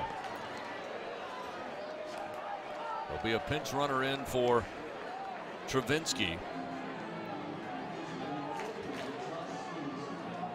Waiting to get that number here. So Coach Johnson immediately calls upon the freshman Stevenson, who will bat for the 11th time this year. Big spot for the freshman.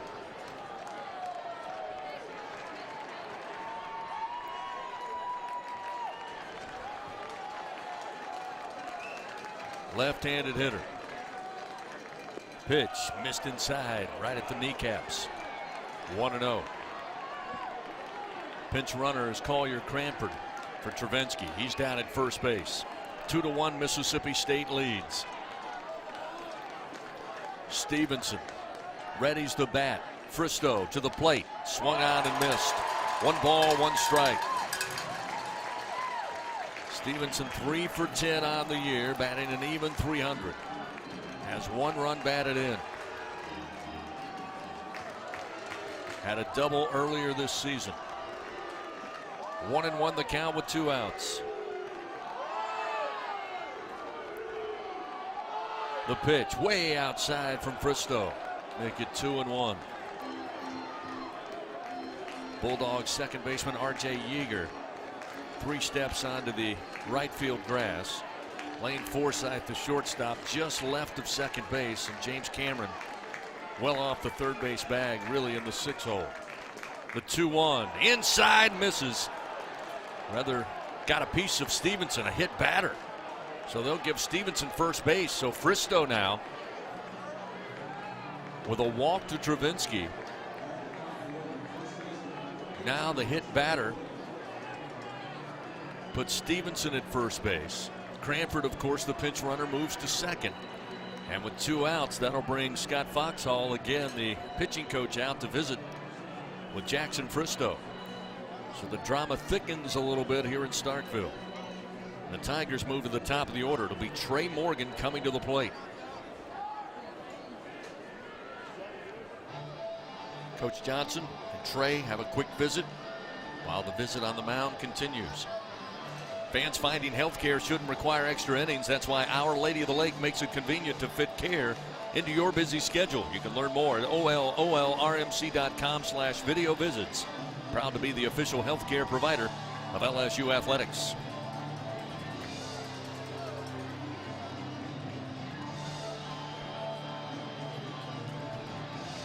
Two very quick outs here. Thompson and Pearson. And now with 2 outs in the bottom of the ninth, top of the ninth rather.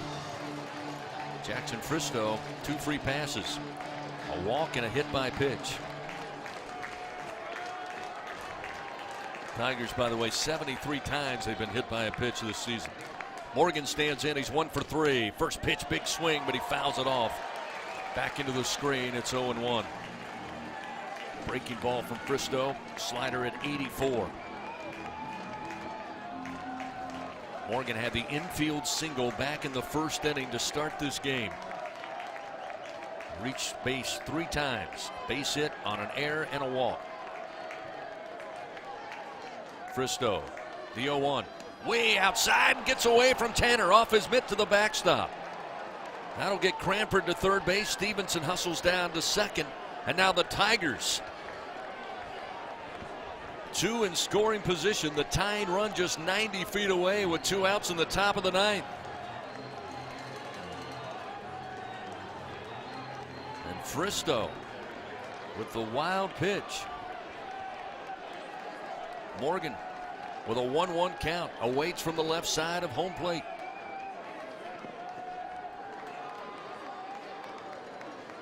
The pitch from Fristow, swung on center field, gonna drop down for a base hit. Coming in to score is Cranford. Coming in is Stevenson. The throw is late, and the Tigers take the lead.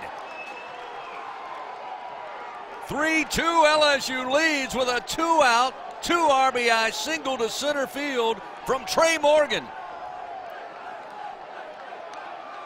Morgan gets down to first base, turns to the first base dugout and says, "What do you expect?" Clutch hitting by the Tigers. Better late than never. Their 4th hit of the night, and they take a 3-2 lead here in the top of the 9th inning.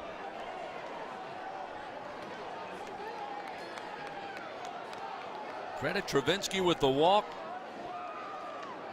Stevenson hit by a pitch. The wild pitch advances runners, and Trey Morgan delivers. Dylan Cruz stands in. Fristow misses with the first offering, the fastball outside, and it's 1-0. And now slightly above a murmur here at Dudy Noble. And that's going to bring Coach Lemonis out to visit with Fristow.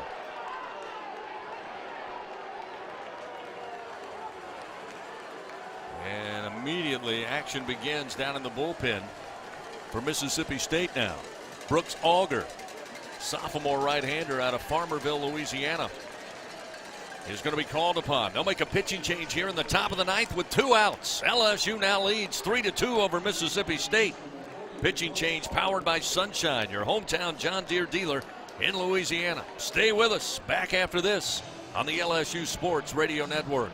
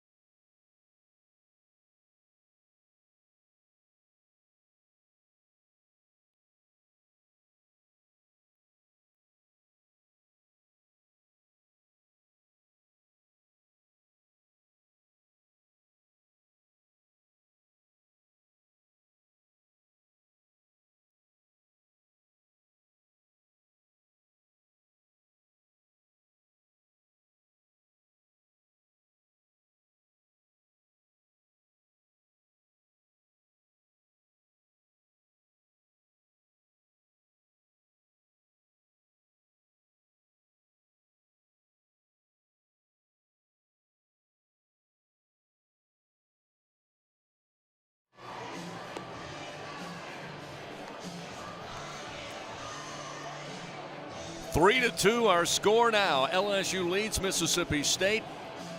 They trailed 2-1 coming into the top of the ninth on the road in the game one opener of this SEC series. 2 quick outs, and Mississippi State and their fans could taste victory. The reliever, Fristow, after recording the 2 outs, gives up a walk, hit by pitch, then a wild pitch, advances runners second and third, and then in Morgan we trust. Trey Morgan, 2 RBI single to center field, gets the Tigers on top. Pitching change made. Brooks Auger takes over, another right-hander. Dylan Cruz stands in, and the first pitch, a strike. He had a 1-0 count, now make it 1-1. Auger, a 1.72 ERA, 2-0 on the year, making his 13th appearance, all out of the pen. The 1-1 to Cruz, hit in the air, pretty far into right center. This ball sailing back. This ball is gone! 2-run homer by Dylan Cruz. Sails over the right center field wall. And the Tigers extend their lead 5-2 with 2 outs in the top of the ninth. Hey now.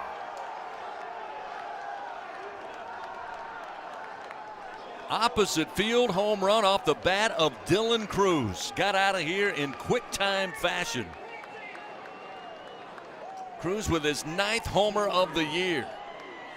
And the Tigers now have plated 4 runs in the top of the ninth, all 4 runs coming with just 1 out to work with. Now it's not even a murmur here at Dudy Noble. Jacob Berry stands in. The first pitch from Auger misses outside.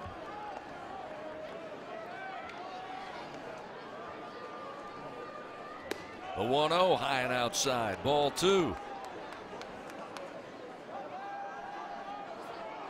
Coach Jay Johnson told us inside the dugout before tonight's game he had faith his team would score runs. May come late, but he had confidence in his offense. And right now they are in the driver's seat. Bases cleared on the 2-run homer by Dylan Cruz. Berry stands in with a 2-1 count. Auger's pitch swung out and missed. It's 2-2.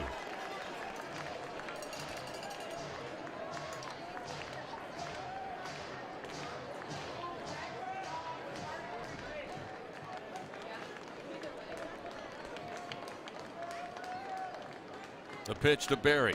Off the end of the bat, foul into the screen. Keeps the count 2 balls, 2 strikes. LSU immediately after taking the lead had Paul Gervais, the redshirt sophomore right-hander, ready to go down in the bullpen for the bottom of the ninth. Berry launches one right center field. At the track, will take a bounce, go over the fence. It's a ground rule double. And the hit parade continues here in the top of the ninth inning. Dropped it right between McGowan and Clark, both chasing out in right center. Tigers now with 4 runs on 3 hits. They had 2 hits coming into the top of the ninth inning tonight against Bulldog pitchers. Never say never. Cade Doty will stand in. Berry down at second base with a ground rule double. You may not believe it. The Tigers coming alive here in the top of the ninth with their backs to the wall.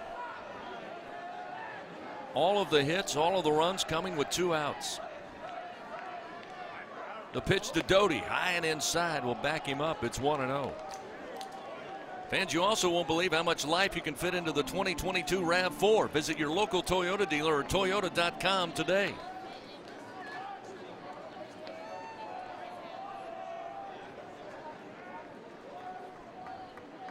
The 1-0 to Doty. Popped up. Could be playable. Foul territory, first base side. Coming in is Hancock, and he will call for it on the Mississippi State logo for out number 3. But LSU regains the lead and adds to it. 4 runs on 3 hits, all coming with 2 outs in the top of the ninth. Forces the Bulldogs to come to the plate in the bottom of the ninth. Paul Gervais will take over on the mound for the Fighting Tigers. We'll come back after this on the LSU Sports Radio Network.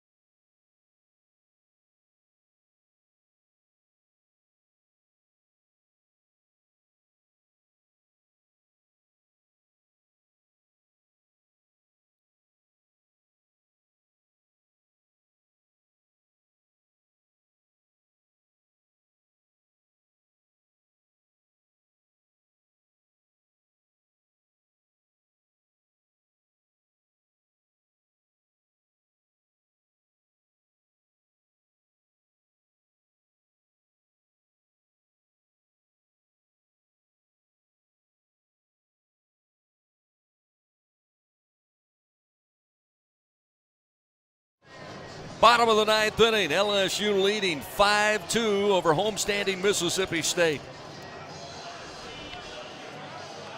Wake up the family, call the neighbors. LSU down 2-1 going into the top of the ninth. 2 quick outs, and then Mississippi State collapsed on the mound. Preston Johnson tonight went 6 innings, gave up just 2 hits, 1 run. It was earned, 4 walks, 10 strikeouts. Casey Hunt came in, 2 innings of work, 1 hit of baseball, 1 walk, 2 strikeouts. Fristow, the closer, comes in, goes 2/3 in the top of the ninth, gives up 1 hit, 3 runs, all 3 earned. Auger comes in, 2 hits, 1 run. It was earned, and LSU with a 5-2 lead headed into the bottom of the ninth. Paul Gervais takes over on the mound for LSU. R.J. Yeager to lead it off, the second baseman. The 1-0 is fouled off into the seats. Evens the count, 1 ball and 1 strike. Yeager tonight in the 8th spot of the lineup, 1 for 3. Fly out to left, fly out to right. Got it started in the 7th with a double, but left stranded. Gervais, the 1-1. Swing and a foul tip in the mid of Travinsky, and Gervais gets ahead 1-2. Gervais has been very effective out of the bullpen for Coach Jay Johnson and company this year. 3.24 ERAs, 1-1 on the season. Making his 14th appearance, all out of the bullpen. This one misses low. Evens a count now to Yeager, 2-2. Gervais 18 2/3 inning worth of work. Giving up 10 runs, 8 of those earned. Hard throwing right-hander at 6'10". Swing and a miss, brought it inside on the hands. Yeager down on strikes. 1 down, 2 to go for LSU here in the bottom of the ninth inning. That'll bring Forsythe to the plate. Been effective with the bat tonight in the 9 spot. He's 2 for 3. Grounded out to Barry in the 3rd, his first at bat, then back-to-back singles in the 5th and 7th. Came around to score a run in the 5th inning. LSU against the left-handed hitting Forsythe now will play straight-up defense in the infield. Crew shaded a little to left center, out in center field. First pitch pops straight up back behind the plate, out of play. Rotolo's foul ball, and it's 0-1. Things certainly heated up for the Tigers in the top of the ninth, and fans, remember, when you're ready to cool it down, count on Slow Melt Ice. Colder, cleaner, longer lasting since 1997. Check them out at slowmeltice.com.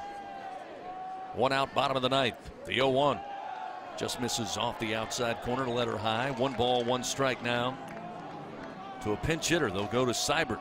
Wow, they replace the number 9 hitter And Forsythe, who was 2 for 3, was Seibert batting .300. Chopping ground ball right at first. Morgan will glove it. Step on the bag. 2 down. 1 to go for the Fighting Tigers of LSU. So the pinch hitter, Seibert, grounds out to the first baseman unassisted. And now the top of the order, Drew McGowan, will come to the plate. McGowan tonight 1 for 4. Couple of strikeouts. Had a base hit in the third. Left stranded at third base. And a ground out to Jacob Berry back in the 5th inning. Tiger baseball team up on the railing down in the first base dugout. Leading 5-2 in the bottom of the 9th. They need to find one more out and take game 1 of this series. Gervais fires. Fastball misses high, 1-0.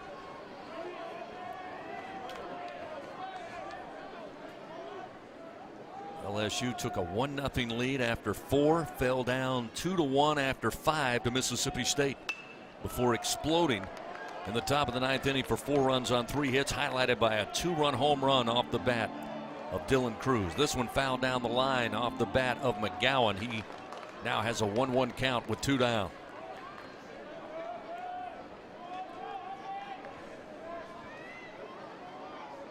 Here's the 1-1 from Gervais. Called strike, and he gets ahead 1-2.